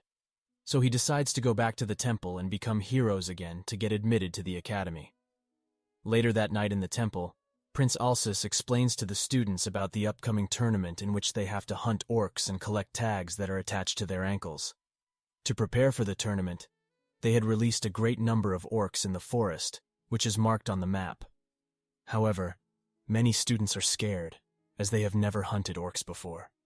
Prince Alsus reassures them that it doesn't matter what method they use to win, as the one who brings the most tags will be the winner and receive the grand prize, a one-of-a-kind hero's sword. Choi is determined to win the tournament to wash away the humiliation he received from Oh Han-woo. While Choi is thinking about this, Oh Han-woo appears and declares that he will return to being a hero since his skill level is high enough to participate in the tournament. Although Prince Alsus approves of his participation after hearing that he is now equal to Choi, he is suspicious of his personality, as the description of the hero Hansu mentioned is similar to Oh Han-woo. So he asks him if he remembers any incident involving a fairy, which Oh Han-woo mistakes as the time he approached Celebliss using his blessing. He tries to explain to Alsus that it was a misunderstanding and he just wanted to help her. This makes Alsus certain that the hero Hansu mentioned is Oh Han-woo. He then tells him to return the money he received upon giving up the hero's title. Oh Han-woo lies and claims that he used up all of the money in his training. To verify this, Alsus challenges him to a spar, to which he arrogantly agrees, and as the fight begins, he uses his fire magic to attack Alsus, but is easily defeated.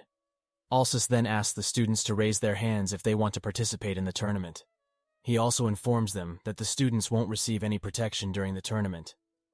Some students raise their hands, and then the Saintists tell everyone who doesn't want to participate to pack their bags and leave, as the temple is planning to sponsor only the hero with courage and determination for the selection. Upon hearing this, many students raise their hands in protest, but they are all kicked out, leaving only the high-ranking students. The Saintists inform the remaining students that they have passed the first round and start the second round. Hansu arrives in the city carrying Dialoka on his back. The outsider god comments that his behavior is unlike an outsider and advises him to abandon the demon. However, Hansu explained that he couldn't abandon her because she was the new translator, as the previous translator, Kogmos, had left, saying that he would return after becoming stronger. The god feels uncomfortable and leaves, and arrives at the temple. There, she checks the schedule and learns about a tournament where the winner's reward is a holy sword and the opportunity to be admitted to the Magic Academy, Hogwarts. The outsider god loves the idea of getting into Hogwarts Academy. Meanwhile, Hansu arrives at the inn and lays Dialoka down. He checks his stats and notices that the outsider's blessing is present, which means the outsider god didn't abandon him. The inn's employee appears and asks about Dialoka being a demon. Before Hansu can reply, his curse massacre is activated, causing the girl to get scared and run away. Although he understands that it's happening because of his curse, it doesn't bother him. While thinking about getting revenge on the thieves who attacked them in the market, the outsider god returns and mentions that her journey was solitary and demands a compliment. After receiving a compliment, God asks Hansu where he is going. He informs her that he is planning to get revenge on the thieves. Outsider god urges him to go to the academy, but Hansu says he'll decide after teaching the thieves a lesson. Outsider god doesn't believe him and throws a tantrum, demanding that he promise to go to the academy. But Hansu replied that he would promise if the god helped him teach the thieves a lesson, to which the god agreed. Later, he went to the merchant, and with the god's help, he was able to communicate and buy some slaves to attract the thieves' attention. While they are talking, Hansu is shot by an arrow from one of the thieves, but he easily deflects it and mocks the thief, which causes their boss to confront him with his team. As the fight begins, the outsider god tells Hansu to quickly finish the fight and go to the academy. Hansu agrees and rushes towards them, beating them one by one. The outsider god spins around happily and tells Hansu to quickly massacre them. After defeating all of them, Hansu hands the thief over to the guards and receives money as the thieves have a bounty on them. The guards have brought slimes to clean up, but Hansu notices that the slimes aren't cleaning the bone. The guard informs him that the bone is a special material, and the slimes are trained not to eat it. The outsider god tells Hansu to go to the academy, and he asks what's there in an academy. The god replies that he'll find out when he's there. While they are talking, a knight calls out to Hansu from behind, saying something that he misunderstands as the knight trying to capture him for Alsus's death. However, the outsider god translates and explains that the knight is actually requesting to buy the bone from him, as he plans to use it to make a gift for his son who will be attending the academy. As the god continues to urge him to attend the academy, Hansu tells the knight that he'll sell the bone on the condition that he lets him attend the academy. The knight says something that Hansu doesn't understand, and the god becomes angry, stomping on the ground to indicate that the knight declined. As Hansu plans to negotiate further, Dialoka appears behind him. Seeing a demon, the knight was about to unsheath his sword as demons are their natural enemies, but quickly realizes that she is Hansu's slave, as she keeps calling him master. The outsider god urges Hansu to negotiate quickly, but when no results are achieved, the god comes up with a plan and goes somewhere. A few moments later, a giant red dragon appears, and as it gives a menacing speech to the humans, it realizes that its level is 1. Hansu quickly figures out that it was the outsider god's doing. Angry that its level was reduced to 1, the dragon breathed fire into the city, and the knight rushed to attack it.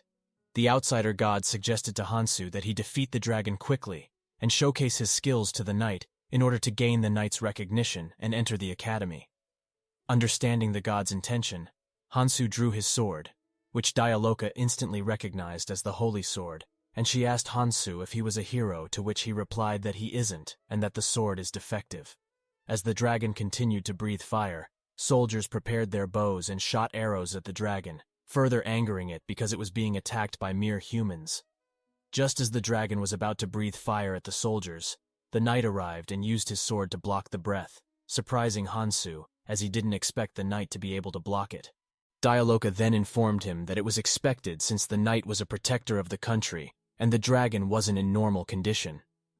Although the knight managed to protect some soldiers, he couldn't save those who were crushed by the dragon's claw.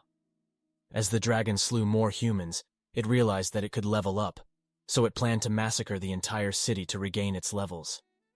Hansu commanded Dialoka to distract the dragon while he prepared to slay it, which she accepted, and rushed towards the dragon. In a short amount of time, the dragon had already reached level 27.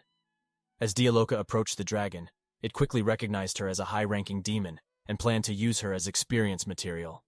She began collecting mana and used it to throw a beam at the dragon, piercing its wings and injuring it. This enraged the dragon, and it breathed flames at her, but she used mana to create a shield and barely managed to block it. While Hansu is scolded by the outsider god for not acting quickly, he tells the god to be quiet and uses his blessings, outsider, fairy, and the curse, holy sword, to launch an ultimate attack that easily beheads the dragon, causing its demise. This shocks both Dialoka and the outsider god.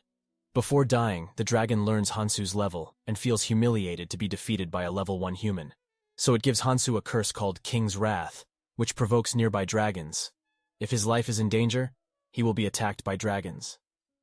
While devastated by receiving another curse, Hansu notices Dialoka's happiness upon seeing her stats. He asks how she can be happy when her master is cursed, to which she replies that it's not the case. Instead, she received a blessing called King's Wrath that puts pressure on nearby dragons, and if her life is endangered, the dragons will protect her. Hansu then turns to the knight, who quickly looks away, indicating that even he received that blessing, which causes him to become more depressed, while the outsider god praises him with a bright smile. Later, Hansu uses slime to manage the collection, but is disappointed that he has to give everything up to the kingdom. If he doesn't, he might get executed, or even worse, caught by the evil god. Meanwhile, the citizens cheer for the knight as he parades the dragon's head around the city. Later that night, Hansu tells Dialoka to inform the knight that he will be giving all of his loot to the city's restoration and the families of the deceased. However, Dialoka twists some words while conveying the message. Hansu then notices a cloud forming above them, which transforms into a bone dragon. Dialoka informs him that it might be the dragon's soul harboring rage towards him, summoned as a physical entity. Hansu thinks that it's not a threat to him as he already defeated a living dragon, and this is just a bone dragon. Meanwhile, in the temple, the Saintess announced the tournament, and the nobles argued about which hero was stronger.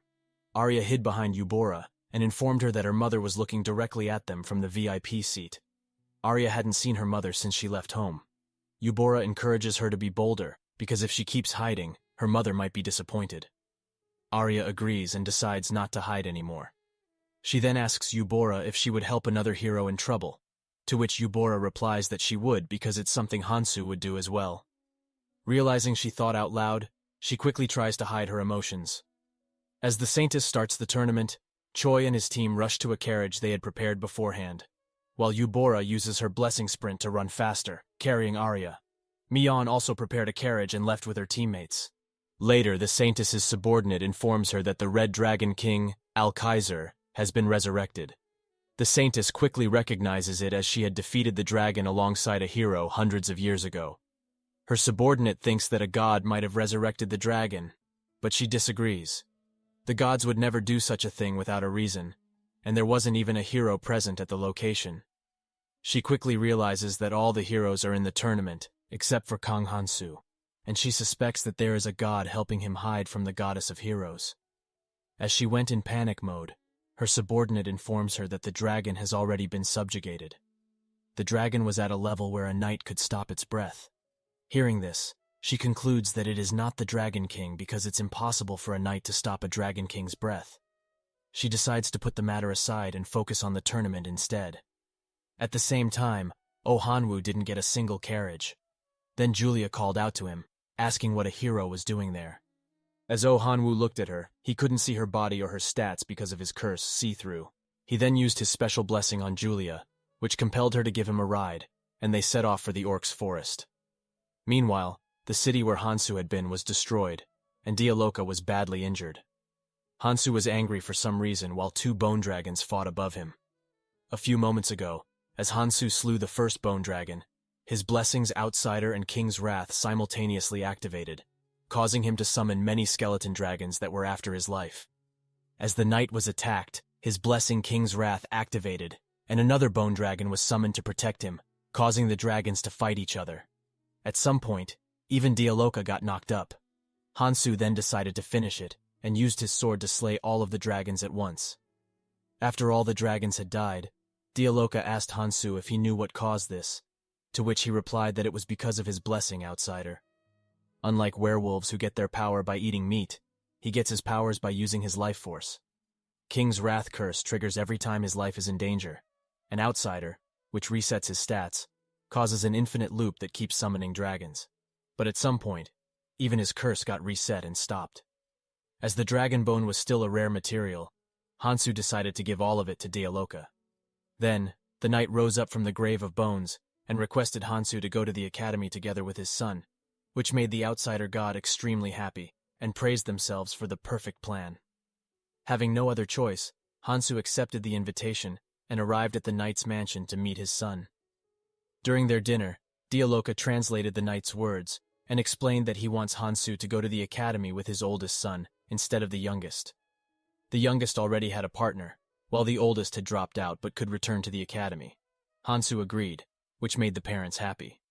Dialoka then mistranslated their words and falsely claimed that they wanted to bribe him with money. Hansu quickly realized she was lying. He then instructed her to translate that he had accepted the offer.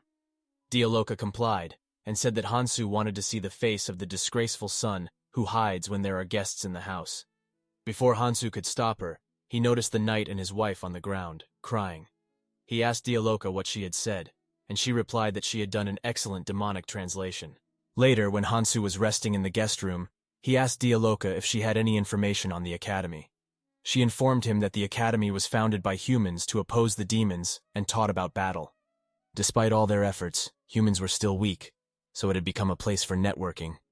At the end of the explanation, the knight's oldest son appeared and challenged Hansu to a duel, calling him level 1. Hansu quickly understood his words without translation, and since the guy's father put his son in Hansu's care, he planned to teach him a lesson by giving him a good beating. While beating the guy, Hansu tells him that his father had done so much for him, so he should at least perform his duty as a son. The guy finally faints due to Hansu's beating. Hansu then remembers the scenario when he told the goddess to send him home as he worried about his family. He quickly snaps out of it and realizes that he has gone too far. Dialoka informed him that the guy didn't die and was only unconscious. Later, when the guy regained consciousness, he quickly tried to run away, but he was shot by Dialoka's mana and fell unconscious again. Hansu then asked Dialoka what they should do with him. to which she suggested that they should make his body unrecognizable to avoid being executed. Hansu quickly declined and took him to the knight, who brought a healer to heal his son. Upon waking up, the guy quickly tried to attack Hansu. Seeing that the guy hadn't learned his lesson, Hansu used his Curse King's wrath to summon a bone dragon and got crushed in its jaw, which scared the guy. Hansu then broke the dragon's teeth and emerged from it, saying that they would be good friends. Meanwhile, in the temple, the saintess received a message from her subordinate, who informed her that the incident involving the dragon had been closed. Although there was significant damage to the city, there weren't many casualties. The subordinate also informed her that the head of Hogwarts Academy wanted to have a talk with her. As she connected her communication orb with the academy, a green-haired lady greeted the saintess and teased her for her cold personality. Just as the saintess was about to hang up, the lady got straight to the point and informed her that they were planning to open an underground labyrinth so freshmen could study alongside the heroes. The saintess was surprised because the labyrinth had been sealed for a long time, and they had managed to succeed in unsealing it.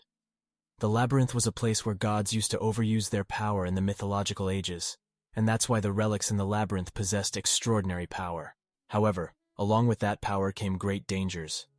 As it could be a valuable experience for the heroes, she promised to send them to the academy after the tournament ends. As their conversation ended, the saintess wondered how many heroes would survive. Meanwhile, Julia introduces Leisha to Oh Han-woo, and as he greets her, he falls into a delusion of having them fall in love with him. However, Leisha doesn't reciprocate his feelings.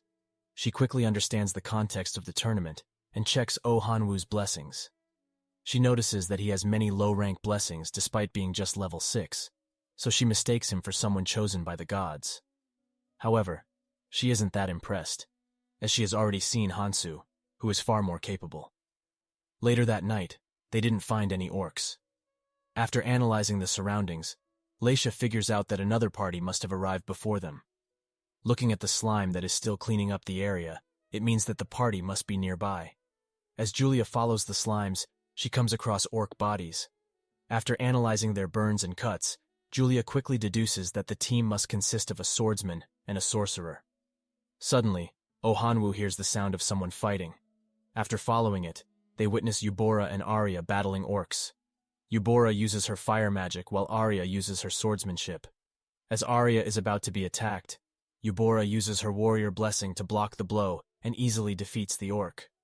Oh Han-woo calls out to Eubora, questioning how a meek class president could be so strong.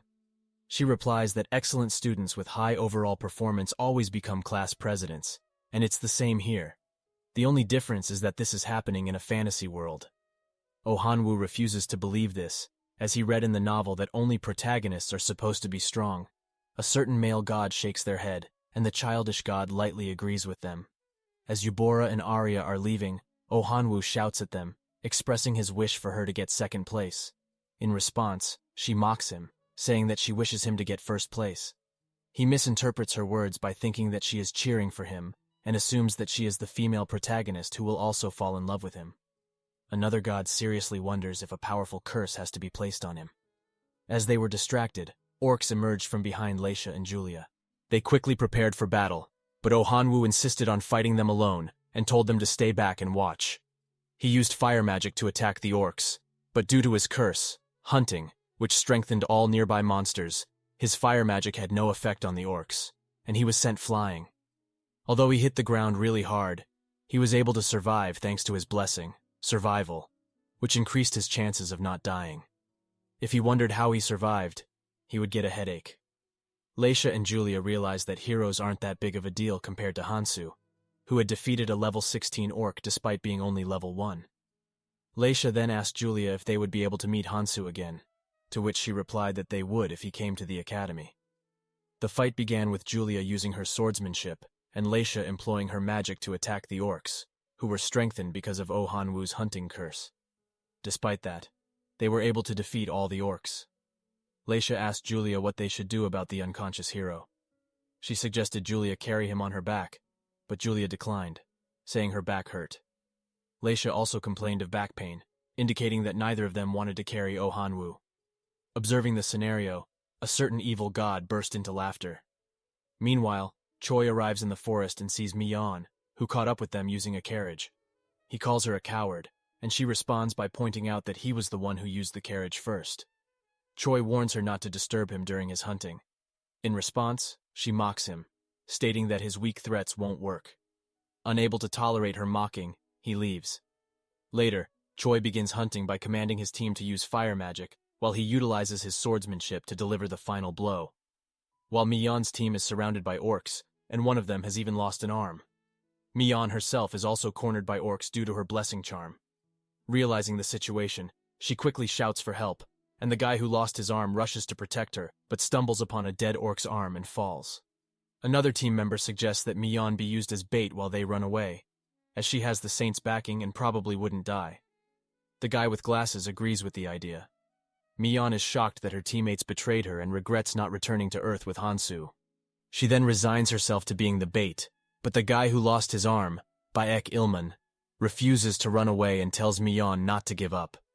She ignores him and lures the orcs using her blessing to the other side, and as they capture her, she closes her eyes, awaiting her demise. Then she hears Baek-ilman's voice, and as she opens her eyes, she sees that his arm has miraculously healed, and all the orcs are defeated. Baek-ilman then faints, while a certain demon god is proud of the contract they made. Later, as the tournament ends, the Saintess is surprised by the outcome, as according to her plan, Yubora should have won. Her subordinate advises her to inform Hero Choi about Han-soo's bag, and requests his cooperation. However, the Saintess believes that Hero Choi is still not trustworthy enough. She decides to put the matter about Han-soo's bag aside for now, and gets ready to announce the tournament's victor. As Han-soo made his way to the academy with the Night Sun Taker, he wondered if it was okay for him to enter the academy while being chased by the royals. The outsider god assured him that everything was all right. Han-soo then asked the reason why the god insisted on him attending the academy, threatening not to buy picture books if the god didn't tell him. The outsider god criticized his savage threats and threatened Han-soo that she would cry. As they arrived at the Hogwarts Academy, the knight's first son handed the admission permit to the guards, which was confirmed by the teachers, while Tyker panicked about returning to the academy he hated the most. As they entered the academy, Han-soo noticed that it was more like a military base than a typical academy. The knight's youngest son then informed him that many people would be watching, and calling him by his first name would be weird. Han-soo had already expected this, as he had enrolled in the academy with the identity of a young master's servant, so he told the youngest son to call him whatever he felt comfortable with. The girl sitting next to him introduced herself as Salona and expressed her hopes of getting along. As he checked her stats, he noticed the cursed nobility, which meant that she was a former noble. Later, he wore uniforms and prepared for the admission test, but Dialoka commented that the uniform didn't suit him, and it was obvious that he would be ignored since he was only level 1. She advised him to dye the uniform in a catchy color like red, but Han-soo declined, as it was not allowed, and commanded her to stay in the dormitory. Later, as the exam began, the teacher was amazed by the fact that Han-soo managed to pass all the physical exams despite being a level 1. The teacher asked if he knew about fairy applicants, thinking it was a common question in the exam. Han-soo answered that he knew a bit about them, as he had been shot by a fairy's arrow. The teacher found his answer interesting, considering the fact that he was able to face off against fairies with bows despite his curse and mixed blessings. As a result, the teacher gave him a pass on the test. As they shook hands, the teacher told him to always seek his help if anything happened, to which Han-soo gracefully accepted and left. As he was heading to his dorm room, the outsider god urged him to go to the statue. Han-soo inquired why, and the god replied that they liked the statue. Later, when he arrived in front of the statue, the knight's youngest son called out to him and informed him that it was a statue of the hero Pedonicus, who was summoned in ancient times. Then suddenly, a senior called out to Han-soo and told him to hang the cloth. Han-soo questioned what was on it, and the senior replied that it was for welcoming the heroes who would be attending the academy. He quickly realized that the heroes were his former classmates. As he started to panic, the outsider god assured him that everything was still all right and that the other gods weren't around. If the classmates arrived, Han-soo would meet the goddess and the other gods, although he planned to avoid meeting them until he grew stronger. However, he decided to trust the outsider god, which made the god really happy. Suddenly, the senior called out to him again and told him something that he didn't understand. Then the guy grabbed Han-soo by the collar and took him somewhere where he saw another freshman student getting bullied. The guy then pinned Hansu to the wall and informed him that they were in a place where even the staff doesn't come, meaning there was no surveillance either. Hansu took the opportunity and grabbed the guy by his neck, summoning a portal from which he took out a hammer and used it to hit the guy in the head. He then went to the other senior who was beating up a freshman and also grabbed her by the neck. He told the freshman to leave, and as he did, Hansu began to beat the seniors. Later at night, he arrived in the dorm and saw Dialoka on the bed. He asked her that if she were to take up the entire bed herself, where would he suppose to sleep? She replied that she was just making sure that Salona didn't take the window bed. Hansu was shocked to learn that in the academy, they allowed boys and girls to stay in the same room. He then asked Dialoka where she would be sleeping, to which she informed him that ordinary slaves were supposed to sleep on the floor. Since she was not ordinary, she would sleep next to him. However, he quickly declined and planned on sleeping somewhere else. He then told her to follow him somewhere, to which she happily agreed, and asked where. He informed her that they would sneak into the academy late at night. Later, Hansu and Dialoka arrived at a hotel to look for the senior who could help them sneak into the academy. After finding the guy, Hansu explained that he needed his help to silently infiltrate the academy and offered him money. Although the guy agreed, he didn't trust Hansu because he had brought a high-level demon with him. He then told Hansu to leave the girl behind and go. Dialoka then kicked the guy in the face, causing others to rush in and attack her, but she easily managed to defeat them. While they were fighting, Hansu caught a glimpse of Dialoka's black panties, but quickly snapped out of it and decided to leave. Later at midnight, Hansu attacked a senior and took her cape. Although he was able to enter the academy quietly, he realized that it would be difficult if more people arrived, and it would be troublesome to immobilize them instead of ending them. Later, Dialoka asked why they had come to the academy so late at night, to which Hansu replied that he had some business with the statue. Upon seeing the statue, Dialoka informed him that Pedonacus was a hero's comrade, and he tried to go for the hero's lady, but was expelled. As Pedonacus held resentment against the heroes, he swore allegiance to the vampire queen, resulting in him becoming a vampire and ultimately succeeding in kidnapping the lady. Dialoka also informed him that she once heard that the statue contained a clue. She then told Hansu to look closely at the statue of Pedonacus and the female swordsman he had kidnapped. Although there wasn't a path between them, it was strange that there wasn't a single obstacle between them. Moreover, Pedonacus was looking at the swordsman, but she was looking somewhere else. So Dialoka suggested that they follow the direction where the female swordsman was looking. After following it, they found a map engraved in the ground. Dialoka quickly recognized it as a map of the area near the lake. However, that area was vast, and it would be impossible to search the entire area. But there was a legend that a freshwater mermaid who lived there turned into stone while endlessly waiting for Pedonacus. Hansu then asked how far the place was, to which Dialoka pointed at the mermaid statue, stating it was here. Seeing the statue, Hansu wondered why she was crying while looking down. He then checked the statue's viewing direction, and suddenly something started to glow in his hand that appeared to be a ring. While wondering what it could be, he received a blessing called forgiveness that made others confess their sins when looking at his merciful face, and also made them forgive his sins looking at his sad face. Although Hansu was happy that he finally received a blessing and not a curse, a certain god didn't like the development and was extremely uncomfortable. Later, he was caught by the teachers who questioned Hansu's identity as he was being escorted by a high-ranking demon and didn't appear to be ordinary. He assured them that he was just a normal student, but the teachers didn't trust him. So he used his blessing of forgiveness to escape the situation, and it worked as all the teachers forgave him and left.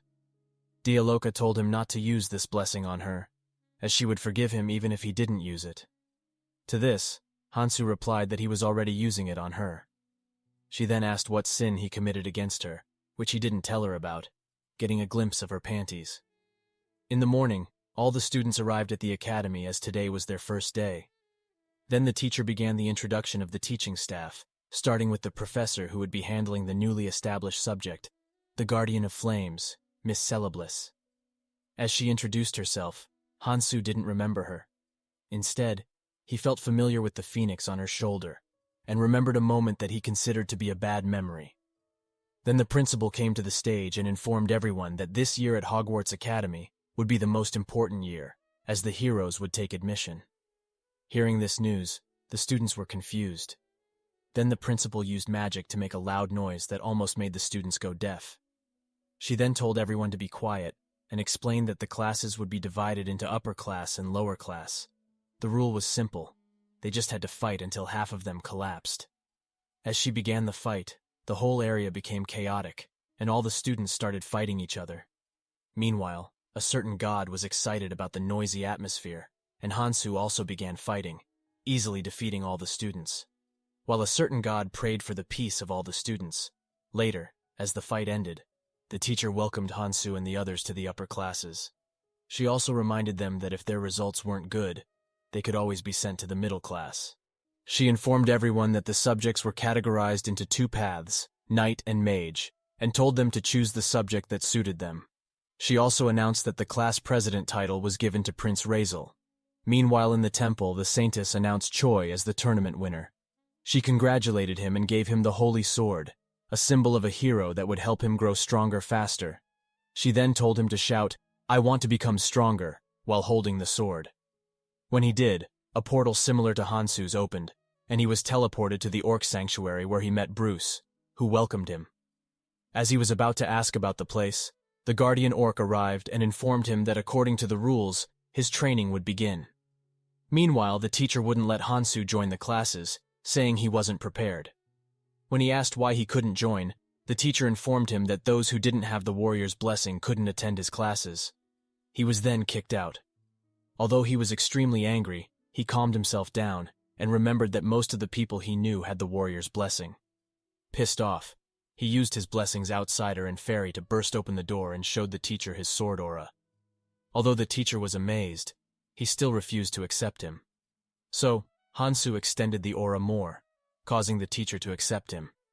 He then asked the knight's youngest son how to learn the warrior's blessing, to which he replied that he learned it by using medicine, which made Hansu disgusted, as they didn't put any effort into it. Then he was approached by the class president, who praised him for his performance at the entrance ceremony, and told him that if he became his subordinate, he would provide him with medicine that could help him get the warrior's blessing. Hansu declined, which made the guy angry. However, Hansu used his new blessing of forgiveness to easily make the guy forgive him. The outsider god was sure that Hansu was the type to become the class president, so the god was looking forward to the later development. Later, as starting with theoretical class right from the first day would be boring, the teacher prepared something that all the students would love, the dragon bone that had been subjugated recently, which he bought with his 10 years of savings. Hansu was surprised as he didn't expect to see this again, and thought that the world was indeed small.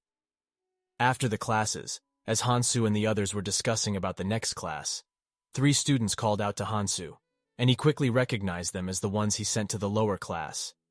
He then told everyone to leave and decided to follow them as he was getting bored anyway.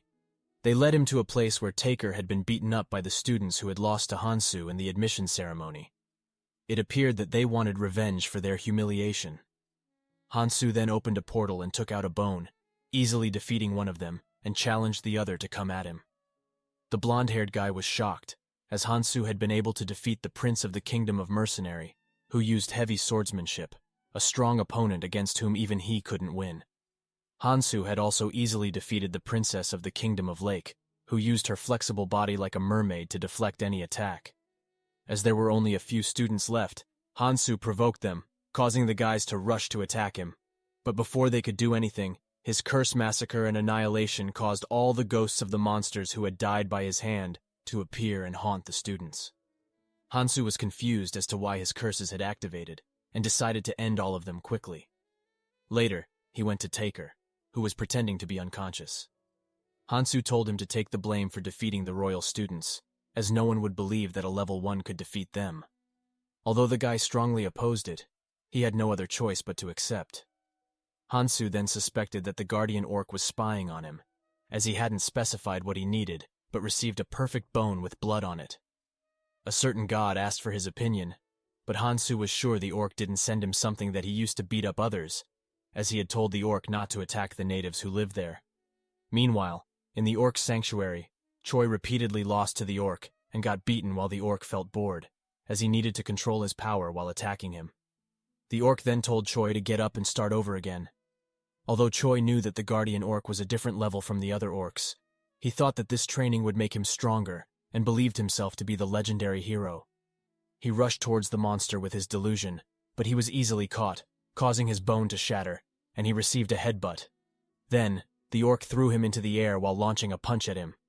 Meanwhile, Kogmos wondered why Dialoka was with Hansu and arrived at the goblin cave, where all the goblins welcomed him and called him the king. He quickly sensed something and recognized the creepy feeling that indicated a saintess was nearby. As the students arrived in the forest, they came across goblins, and thinking they were just measly goblins, they rushed to attack them, only to fall into their traps. Mion used fire magic to easily defeat some of them, and the remaining goblins were defeated by Eubora and Arya. Princess Athena informed Eubora that goblins were indeed weaker than orcs, but they shouldn't let their guard down since the goblins moved in groups and were able to set up traps. She also thinks that the armor made of dragon's bone triggered the goblins, so she tried to figure something out and decided that she and Prince Alsus would accompany the hero to compensate for the reduced number of members. Later, Eubora analyzed the area and found many traps, and although most of them were simple, some of them were quite dangerous. Alsus then advised the students to prepare a camp for today, as night falls quickly in the forest. After finishing preparations, a knight informed Alsus that they found footprints near the traps, and there were traces of the traps being dismantled and rebuilt. As the enemy could be a human, or even worse, a demon, he instructed the knight to report the situation to the saintess. Some days later, at night, Mion used fire magic to defeat some goblins, while Eubora attacked a giant goblin, but found it difficult to cut through. She was then helped by Alsus, who ordered all the knights to raise their swords and protect the heroes, as the goblins' sneak attacks kept occurring every night, and it was better to be careful. Meanwhile, Kogmos was sitting on the throne while a goblin bowed in front of him. The goblin informed him that their situation was a little bad, which shocked him, as he didn't expect the goblins to stand a chance against the hero and get annihilated. He quickly figured out that it was all because of Hansu, who massacred the orcs and werewolves, causing the hero's training to be lacking. So they came here to find prey, which meant he only had to face newbie heroes. He then ordered the goblin to quickly gather and prepare for an attack. Later, the goblins started to destroy their supplies instead of attacking the heroes, and when Mion tried to attack them, they easily dodged her every attack. Then a blue goblin appeared and shouted something, causing all the goblins to retreat. Thinking it was the commander, Eubora tried to follow it, but the blue goblin was actually Kogmos, who had disguised himself as a goblin through his research with his slaves. He then used one of his abilities and shouted out loud, causing all the heroes to have headaches while the goblins rushed to attack them. Somehow, they managed to survive and arrived at the camp, where Mion was covered in bandages, while Eubora was so tired that she developed dark circles under her eyes. Alsus was confused about the fact that the number of goblins they had defeated was similar to last year, but the blue goblin was remarkably stronger, and they needed to find a way to deal with it for the sake of the knight who sacrificed his life. Then, Princess Athena informed them that the saintess had found the real culprit, a demon hiding in the rock mountain. Meanwhile, the saintess was planning to accelerate the hero's growth through goblin hunting, but now they had lost a knight, and his corpse hadn't even been found. Despite all that, she still thought that this would be a great experience for the heroes, and ordered her subordinates to pay close attention to them, as she could resurrect dead people, but couldn't do anything about their state of mind. She then went into the goblins' forest, a wasteland, and used her blessings to grow plants there, which solved their food issue for now. But it was still meaningless to stay there, so she told her subordinates to prepare the heroes to get rid of the demon culprit. Meanwhile, Kogmos noticed the changes in the forest, and was angry as to why the saintess was intervening. While he was thinking of a way, his slaves asked if he had any plans, to which he shouted at them and told them to shut up. He knew that the goblin and he would end up dying no matter what, but it would be possible to save the human girls. He thought to himself how ridiculous it was for someone who had always prioritized his life over everything else, and now trying to sacrifice his life to save humans. Meanwhile, Mion reached level 13 while hunting and planned to catch up with Eubora. However, she was troubled by the fact that she was deep inside the forest and out of mana. As she was planning to return, 2 goblins arrived and attacked her. At the same time, Hansu was following the direction indicated by the ring's light, which suddenly disappeared, indicating his arrival at the destination. He was then attacked by fire magic from above, which turned out to be from the magic teacher who scolded him. Hansu used his blessing of forgiveness, and the teacher forgave him, explaining that it was the magic shooting range. Hansu then encountered Leisha, whom he didn't recognize at first, but then remembered her and called her Leia. Leisha corrected him, stating that her name is Leisha, not Leia. This made Hansu angry, adding to his growing list of bothersome situations. Leisha asked Hansu what he was doing in the magic shooting range and if he wanted to learn magic. Hansu replied that he couldn't use magic, to which Leisha offered to teach him so he could be prepared to face a mage in the future. Hansu accepted her offer, and Leisha told him to be there the next day at the same time before leaving. Hansu then asked the god about the magic shooting range and if there was something hidden there. The god tried to avoid the question, which indicated that there was indeed something there. As they were talking, the class president called out to him, expressing anger at having been looking for him. Hansu attempted to use his blessing of forgiveness to escape the situation, but for some reason, it didn't work. This confused Hansu, who suspected that the class president had checked his stats. The class president suggested that they team up to become the strongest in the academy, to which he agreed as he heard that there would be group assignments, and it would be better to work with someone from the same class. The outsider god felt uncomfortable, and so after arriving at the dorm, he asked Dialoka how to hide the status windows. She explained that in order to peek at someone's status window, one needed a blessing, and resisting it also required a blessing. Hansu asked which blessing would be easier to get, to which she replied that there were many blessings, but none of them were easy to obtain. Suddenly Salona appeared and suggested that it didn't have to be a blessing. He could also use a curse, although it would be dangerous. Hansu liked the idea, while Dialoka stared at Salona maliciously, but she acknowledged her idea, despite her being a mere human, and suggested that Hansu obtain the Curse of Avarice, which exercises absolute control over possession, including the status window. The price for this curse is the owner's life. Hansu liked the idea and schemed something while a certain god stated that his expression looked suspicious. Hansu declined the god's suspicions. Later, they arrived at the Mercenary Guild, where Hansu registered Dialoka as a mercenary. When she asked why, he explained that in order to gain the Curse of Avarice, he needed to own many slaves or possess a lot of wealth. By increasing her level to an extent that even he couldn't handle at his current level, he would receive the curse. Although Dialoka agreed, she worried about her curse hunting and explained that it was a powerful curse that could make an orc as strong as an ogre, comparable to the knight they had encountered. Hansu reassured her, telling her not to worry too much, as they were just going to hunt some werewolves. As they started to hunt the werewolves, Dialoka used her aura to attack, but due to her curse hunting, the attack was shallow. Hansu stepped in and easily slew all the werewolves. He then instructed Dialoka to bring their canines, and for some reason, she burst into laughter. Hansu noticed a slime eating one of the werewolves and told Dialoka to bring them right away, which she happily accepted, indicating that she had started to like Hansu. The next morning, Hansu arrived at the academy, where Taker complained that because of his fault, they had to clean the restroom for 15 days. Then Leisha called out to Hansu, which made Taker angry, as he had a crush on her. He asked about their relationship, and Hansu slammed him, expressing frustration at everyone making a fuss about everything. Leisha informed him that she would teach him magic after classes today, and then left. Hansu then dragged Taker to the low-class dorm, and upon arriving, Hansu was surprised by the dorm's condition.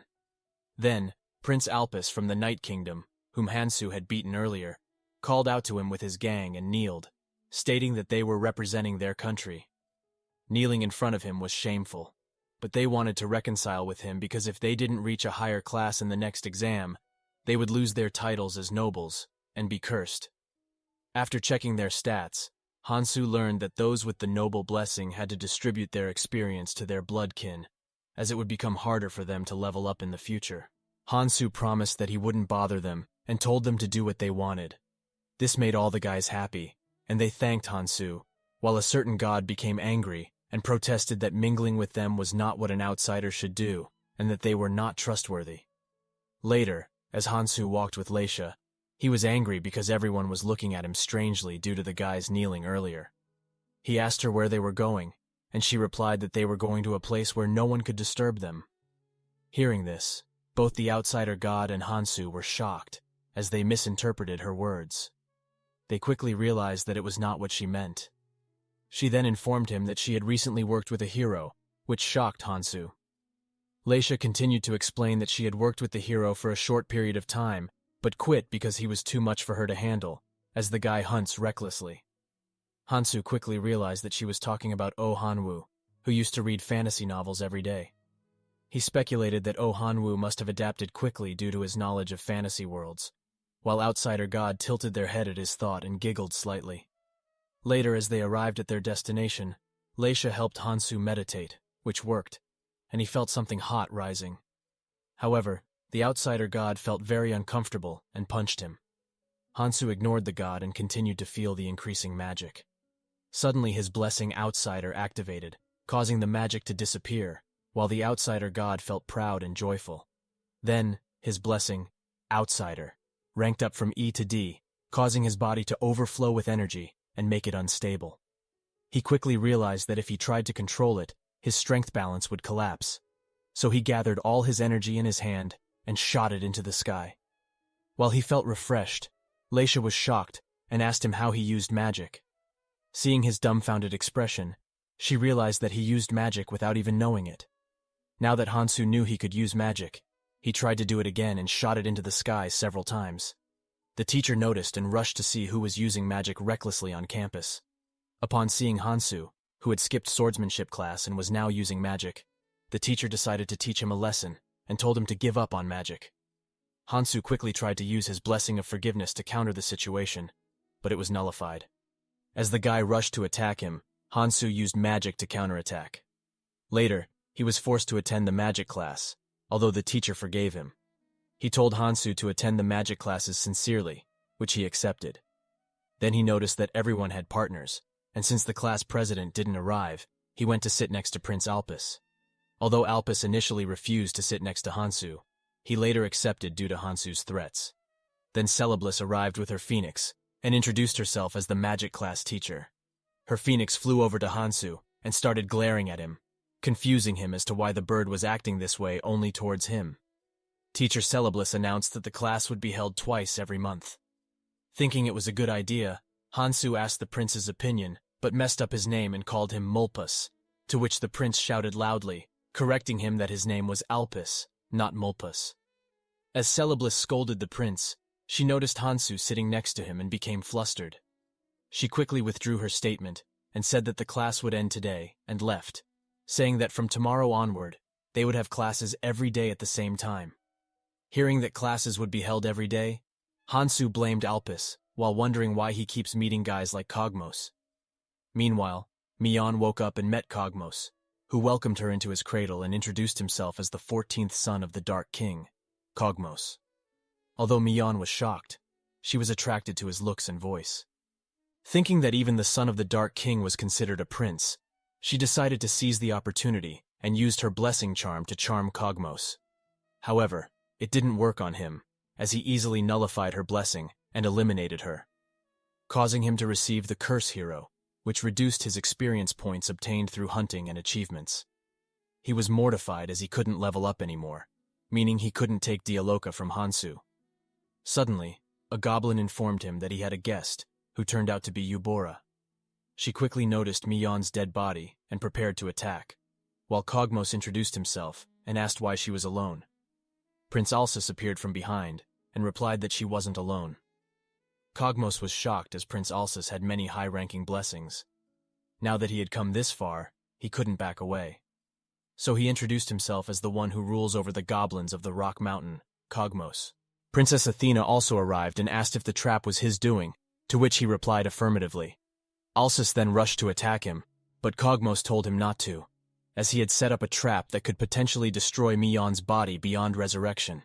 Alsus rushed to protect Mion, but was too slow, so Eubora used her blessing sprint to move quickly, but fell into Kogmos' trap. He then used a magical string to pull Mion's body away. As Eubora was in trouble, Alsus pushed her away, placing himself under the trap. Then, Princess Athena used her fire magic to destroy the trap, despite that he was badly injured. However, Kogmos' trap didn't end there, as he brought out 2 giant crossbows and threw Mia onto the other side, but Eubora managed to save her.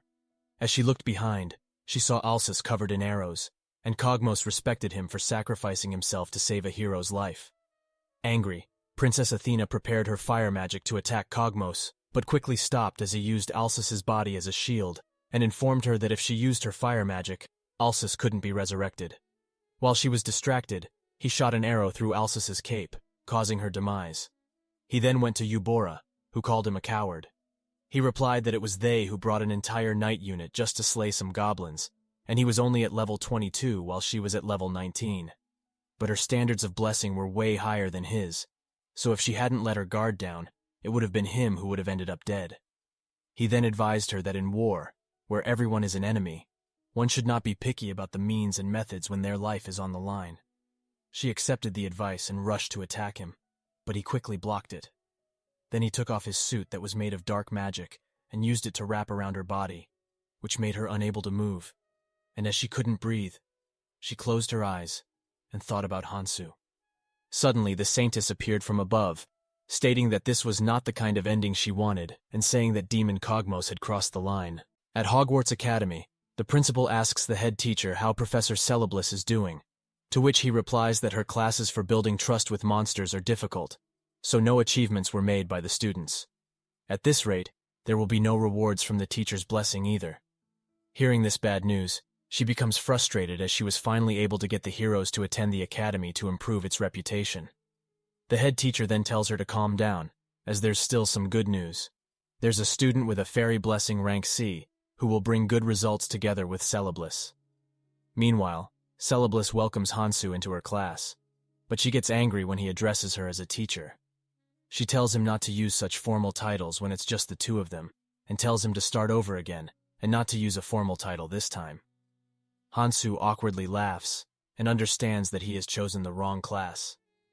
Earlier on the first day of class, students had to interact with slimes, but they couldn't get the slimes' attention, and ended up chasing them.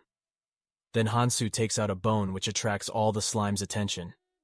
This surprises Celebliss, and she praises Hansu for his cleverness in using something that the slimes are fond of, so she decides to give him special classes. Back in the present, Hansu awkwardly addresses her as Miss Celebliss, which she accepts. She then blushingly explains that today's class will be about his attitude when dealing with monster partners. To demonstrate, he has to pretend to be her slime partner. So she sits down near a tree and tells Hansu to lie down on her lap just like a slime. Although he is taken aback, he decides to go along with it. However, he realizes that if it weren't for his blessing, he would have gotten an erection by now. The outsider god watches him with narrowed eyes and suspicion, while Celebliss smiles brightly at him. His constant interactions with girls make him wonder if the academy is crazy, or if this world is crazy. Later at night, Dialoka is fighting against some werewolves who taunt her. As they rush to attack, she easily rips one of their hands off and eliminates the rest using fire magic. She then starts looking for Hansu, who is chasing a werewolf with a bone. After defeating all the werewolves, he uses slime to take care of the collection and checks Dialoka's stats.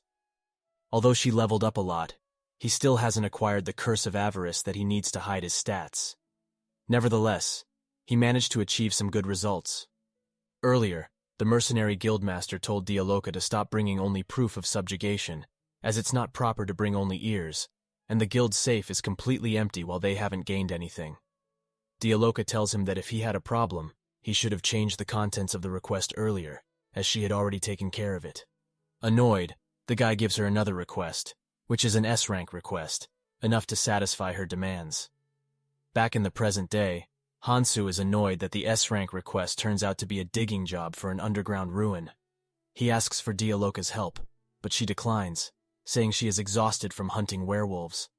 Knowing it's a lie, he persuades her while the outsider god cheers for the lone wolf. After digging for a while, Hansu realized that it would take a long time, so he decided to blow everything up with one shot. However, Dialoka informed him that he might destroy important remains that held great secrets. This would result in a failed mission for the request. She suggested that getting manpower would be a faster solution.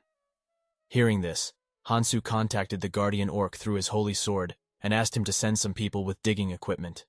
Soon, a portal opened, and many people with equipment emerged from it.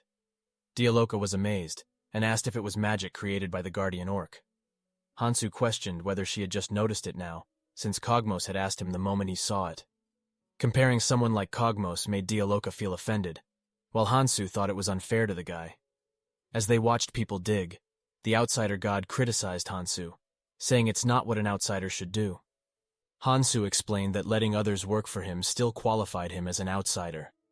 The outsider god was amazed by his wisdom. He then asked Dialoka how the number of people had increased, and she replied that he had bought many slaves earlier who had moved to the orc sanctuary. Then a girl named Yao, who came with the workers from the portal, offers Hansu some food. While he's eating, she informs him that a hero has come to the orc sanctuary to train and become strong. Hansu thinks that going there himself might expose him to the goddess of heroes, so he decides to avoid going there for a while. As the sun rises, he decides to head back to the academy and leaves Dialoka in charge of the workers. She then looks menacingly at the workers, but a bald guy reassures everyone that she is under Hansu's control. In the morning, Hansu wonders why Celebliss keeps looking for him and why he can't understand what goes on in her class, where they spend the entire lecture staring at each other. He speculates that it might be because of his fairy blessing. He then asks the outsider god's opinion, who is visibly angry and uncomfortable, stating that his credit is going down. As they were conversing, a teacher called out to him and informed him that regardless of his midterm exam results, he would remain in the higher class, as they would never send a student of Professor Celebliss into the lower class. However, he would have to attend supplementary classes to pass the midterm exam.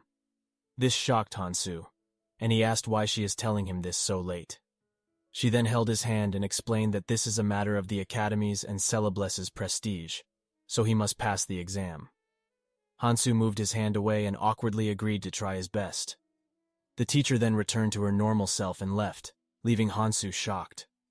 While the outsider god saw it as a perfect opportunity to punish Celebliss, but Hansu tells her not to, as shaming her would also shame him and expose his lack of capability, meaning that the outsider god who gave him the blessing is also incapable.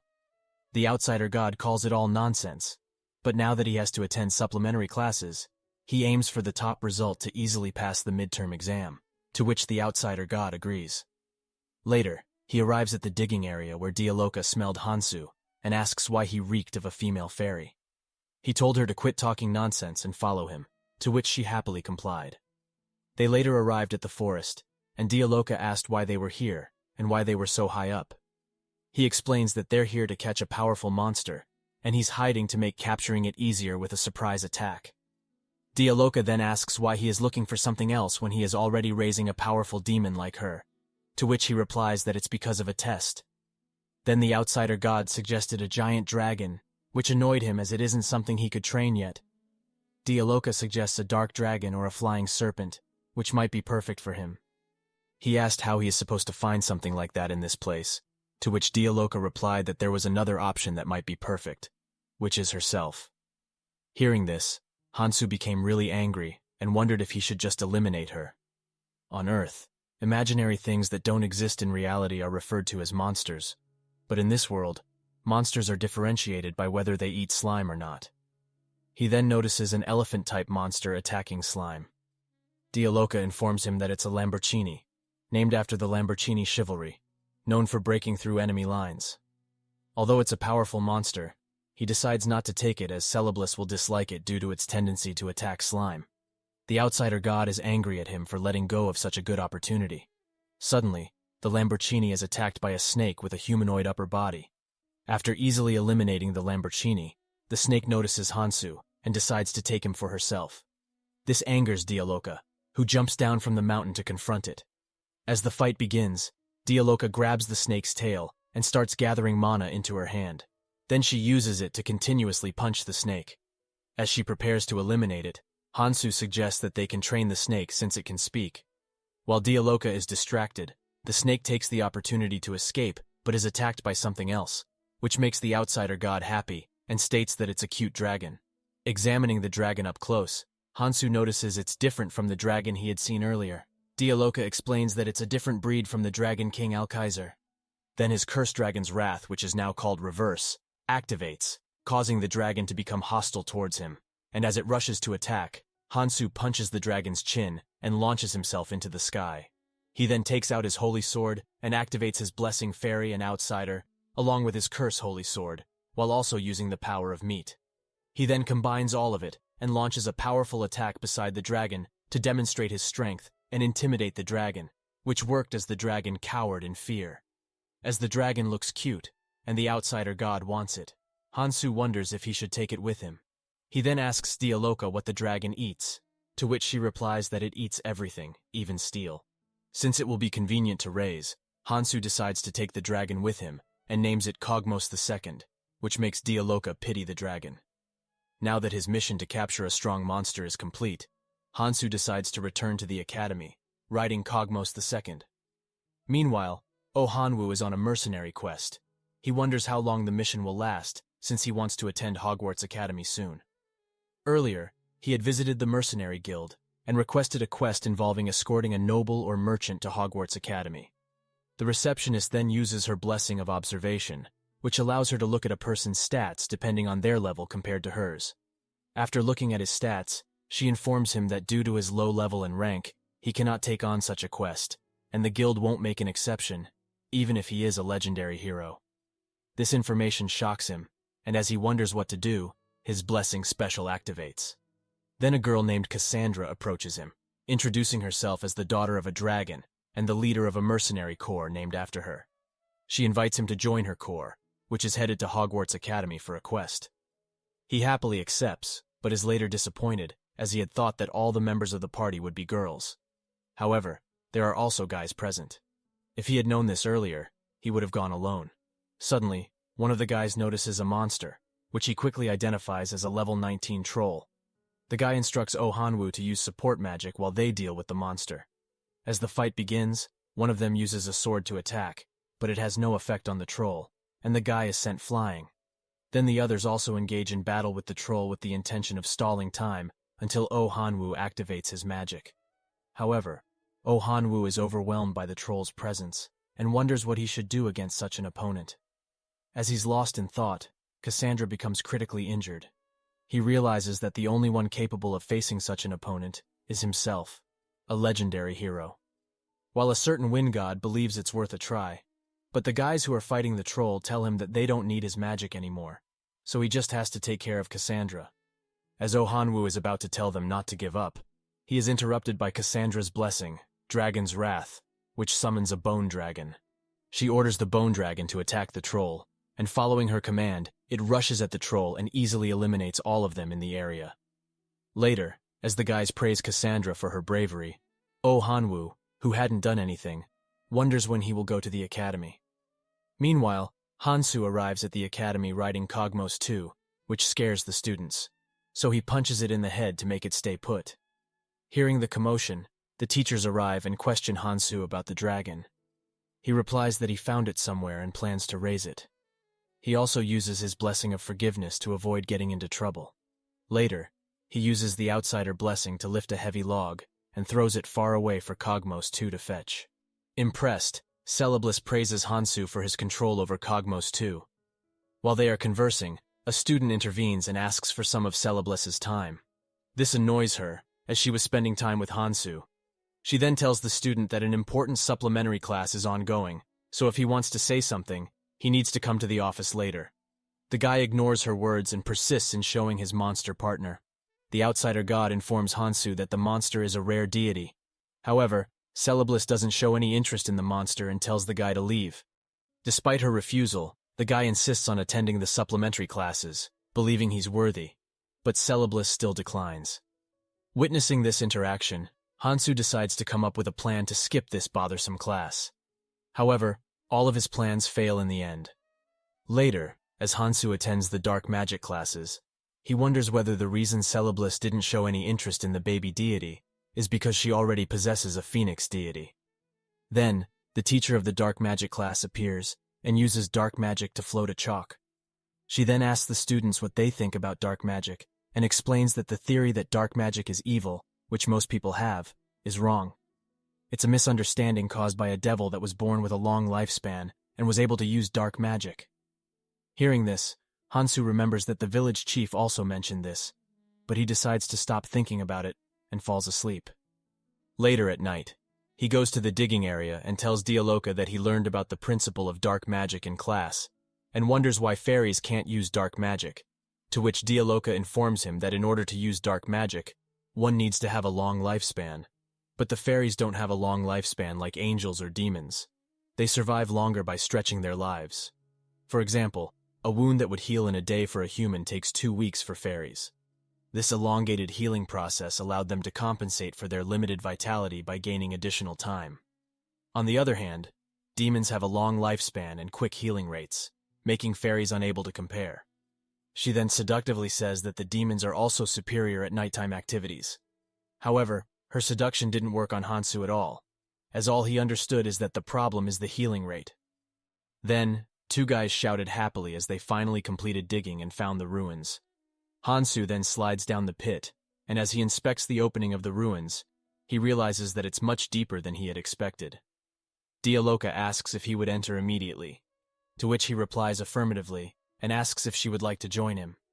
She happily accepts, and then the 2 of them jump into the ruin. Upon reaching the ground, Dialoka uses fire magic to illuminate the area. Then they hear a sound from behind and see a troll preparing to attack. Hansu inquires about the monster, and Dialoka informs him that it's a troll. He then draws his holy sword and easily defeats the troll. Then 2 more trolls appear, but Hansu defeats them effortlessly as well, though he's annoyed that his clothes are covered in their body fluid. Suddenly, his ring starts to glow, indicating that the mercenary guildmaster wasn't lying about the hidden treasure. Following the ring's direction, Hansu and Dialoka stumble upon a wall with a small crack from which wind is blowing. Dialoka speculates that there might be more space behind it, so Hansu uses his Blessing Outsider to break through the wall. As the dust clears out, they see a room with old-fashioned furniture, and the lights are also on. Hansu feels bad for destroying someone's room. He then loudly asks if anyone is alive there. Dialoka questions his stupidity for thinking that there might be someone alive. As he steps into the room, a hand rises from the rubble. Dialoka identifies the owner of the hand as the room's inhabitant. Hansu quickly backs away and apologizes for intruding, but Dialoka tells him not to apologize to a corpse. Suddenly, a human rises from the rubble and asks how they got here, as this hidden prison can only be opened by a witch. As the man appears healthy, Hansu tells Dialoka to apologize to him for calling him a corpse, but she refuses. Then the man starts going crazy while repeatedly saying the word witch. He suddenly rushes to attack Hansu, who easily dodges and counters using his Blessing Outsider and the Holy Sword, cutting the man in half. However, he quickly realizes that the man has a regenerating ability similar to the Guardian Orcs, which can only be used in a certain area. He speculates that this room might be the man's designated area for regeneration, so he kicks the man out of the room, ensuring that he doesn't regenerate. Dialoka asks if it was okay to eliminate the man, as he might have had some clues regarding the ruins. Hansu then instructs her to use her blessing to check the man's stats. She replies that it doesn't work on dead people, but she tries it anyway, and discovers that the man is alive. As he is rushing towards them, Hansu uses his authority as Dialoka's master and commands her to stop the man from entering the room. Although she isn't willing due to her curse, her body moves on its own and kicks the man, causing him to get stuck on the ceiling. This makes him angry, and he says that she should have sent him farther away, as he is still in the room, so he can regenerate at any time, and might even go berserk again. Dialoka ignores him as she is angry that he used her curse to command her. Meanwhile, Kogmos gains consciousness and finds himself imprisoned in an underground prison. Then, Eubora informs him that his slaves have left after regaining their freedom. Even after their curse was lifted, they initially tried to follow him. However, upon hearing that he could be executed if they remained stubborn, they left quietly. Hearing this, Kogmos feels relieved and regrets not being able to bid them farewell. Seeing this vulnerable side of Kogmos, Eubora mentions that he doesn't seem like a typical demon. Kogmos tells her not to insult him any further and to just end him. She then sincerely apologizes if her words came across as rude. Seeing her genuine apology, Kogmos is about to say something but decides not to. Instead, he asks why they spared his life. She explains that she had considered what he said in the cave, about them acting cowardly by bringing an entire unit of knights to slay goblins. Upon reflecting, she concluded that his actions were in self-defense, and that they were wrong to invade his territory. She then inquires about the person he mentioned back in the cave. Kogmos doesn't mention Hansu's name, but describes him as a human who knows no defeat or retreat, while levels are mere numbers to him. He explains that if it were Hansu who invaded the dungeon, all of his plans and traps would have been useless against him due to his immunity to poison and inexhaustible stamina. As Yubora presses for more information, Kogmos warns her not to pursue it, as it wouldn't lead to anything positive. She then decided to stop the interrogation and ask about his plans for the future. Kogmos replies that he doesn't know either. Relieved by his response, she opens his cell, removes his restraints, and offers him the chance to be her comrade. Kogmos questions if she's asking him to betray his own kind and join them. She confirms his assumption. Aware that rejecting the offer would likely lead to further troubles with the Saintess, and considering he can't return home in his current state, he agrees to her proposal, and she also accepts him as her new comrade. Later, she takes him to the temple, where Prince Alsus informs everyone about the subjugation of the Dragon King Alkaiser. They plan to locate and subjugate monsters that have been displaced due to the aftermath of the incident. Many students refuse to participate, using various excuses. Prince Alsus states that those below level 7 are mandatory participants. Kogmos is shocked to witness heroes struggling to reach even level 10 and whine about it. He then checks one of the heroes' stats and discovers the Blessing of the Noble, indicating that these heroes are sold to nobles. He acknowledges Saintess's cleverness in acquiring a real hero like Yubora. She asks if he wants to greet the other heroes, but he declines, stating that he's going to rest and to call him when he's needed. Meanwhile, Hansu is cleaning the room with the help of people from the Orc Sanctuary. As the cleaning finishes, he reopens the portal for them to return. He then questions Dialoka about how long she intends to hover over the man. She replies that she's done with preparations and is ready to wrap things up, but she wonders why the ancient female hero fought to take hold of a man like this. She had learned this information by interpreting it based on the morals of the ruins. Through this, she also learned that the owner of the ruin was a witch. Intrigued, Hansu asks if the witch is truly formidable. The man replies that the witch's power rivals that of gods, but the outsider god dismissed it, stating it's not even close to being possible. The man continues and explains that he was captured by the witch, who prevented him from reuniting with the female hero he loved and his child. Although Hansu understood his pain, he asked the man why he was speaking while lying in such a manner, making it less interesting. The man replied that he didn't know either, as he didn't know that the outsider god was sitting on top of him. Feeling bad for the man, Hansu decided to give him a gift as a token of encouragement. He then opened a portal above the guy, from which many gold pouches and dragon bones, which are really rare items, fell on him. The reason he's giving these gifts is so the man can live a good life. Later, Dialoka is impressed by how Hansu effortlessly raised a reliable security guard through simple conversation and gifts. And as the man was moved by Hansu's actions, he will surely protect this place and prevent further mercenary guild follow-ups until they obtain the ruins' treasure. Hearing this, the outsider god is shocked and admires his wisdom, while in truth, Hansu had just done it out of kindness. Suddenly, many trolls appear out of nowhere and rush to attack Hansu, who easily dodges their every attack. Then, Dialoka informs him that there are too many trolls, so it'll be difficult to deal with all of them. Agreeing with her, he picks her up, and as she blushingly asks what he is doing, he replies that he doesn't want to lose another translator. He then comes up with an idea, and although it's bothersome, he decides to do it anyway. He activates his blessings of Outsider and Fairy, along with his Curse Reverse, to simultaneously summon bone dragons. These dragons are initially hostile toward him, but upon seeing the trolls, they become confused. The trolls then started to attack the bone dragons, while Hansu took advantage of the chaos to eliminate all of them at once. Later, when all the chaos has settled, Hansu asks Dialoka if she is alive, to which she blushingly replies that she is indeed alive, but her ability for self-restraint is dead. She then grabs Hansu's collar, pulls him towards her, and kisses him. Witnessing this, the outsider god is astonished, but quickly snaps out of it and becomes angry, condemning Hansu. Then the ground starts to break beneath them, and they fall through to a floor below. Dialoka asks if he knew that there was a floor beneath them, to which he ignores her and wonders why everyone is after his lips. He is happy that everything settled down so easily, and thinks that his curse of annihilation and massacre was activated for no reason. Dialoka mentions that she is slowly getting an outline of when the runes were made as the roof they broke through is restoring itself. Such phenomena are commonly seen in ruins from the mythological age. Hansu asks if it's similar to the guardian orc and the man they had met earlier, to which she replies affirmatively, informing him that even the Saintess can resurrect people. However, she cannot bring things back to life, like bringing a sculpture back to life.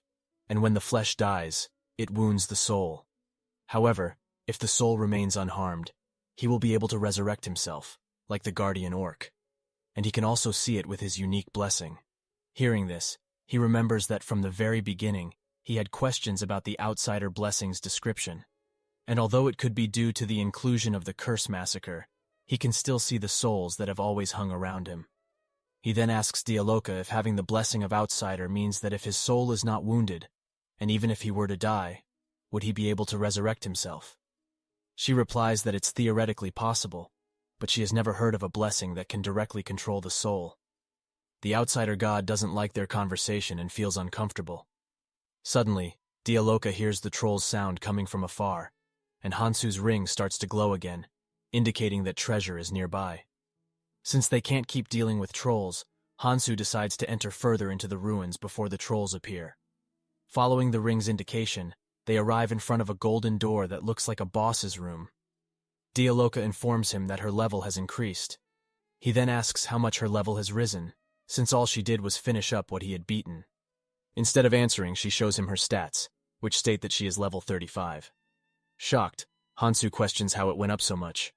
She explains that although she had eliminated many trolls, but her main level increase came from eliminating the room owner, who was level 38. Suddenly, the door reacts to the ring and opens. Dialoka tells him not to be surprised, as it's very basic magic. They enter the room, and although Hansu can't see anything due to the thick fog, Dialoka can see a little and is shocked by the sight of a huge waterfall. Someone inside the waterfall, who appears to be a mermaid, welcomes Hansu and calls him her dear husband. This angers Dialoka, who says that the mermaid is experience points for her to level up more, while the outsider god agrees with her. Hansu then tells the both of them to calm down and asks the mermaid why she's calling him her husband, to which she replies that he's being rude, as he had accepted the ring and the blessing she had sent as an invitation.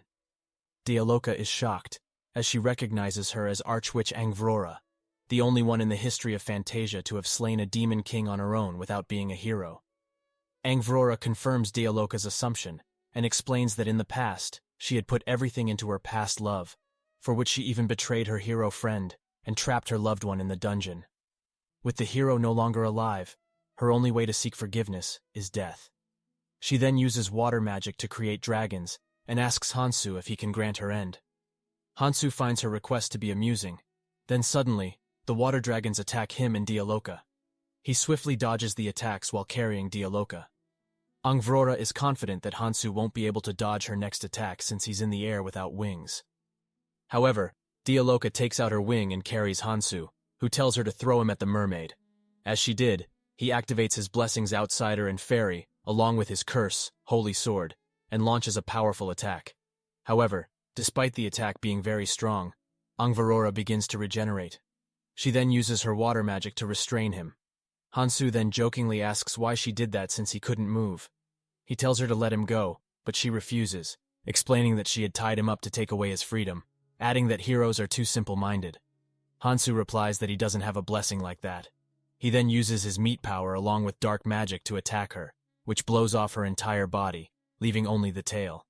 However, she instantly regenerates her entire body and praises Hansu for his powerful dark magic, while expressing her wish for every part of him to fall for her. Hansu realizes that he can't defeat her inside the dungeon, as her regeneration ability is similar to the Guardian Orc whose ability only works in a designated area. So he comes up with a plan. He uses his blessings of the Outsider and the Fairy, along with his curse Holy Sword, while also gathering mana and launches a similar attack as before. But this time his intention isn't to eliminate her.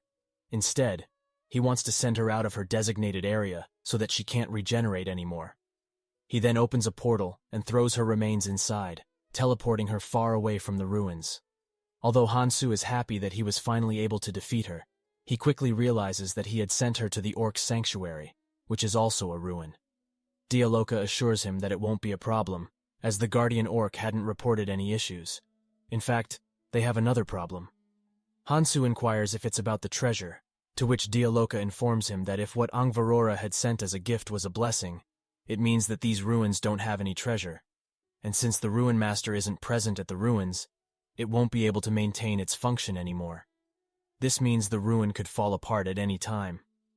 Then suddenly, the ground starts shaking, and both of them quickly start running away, as the ruin is really collapsing.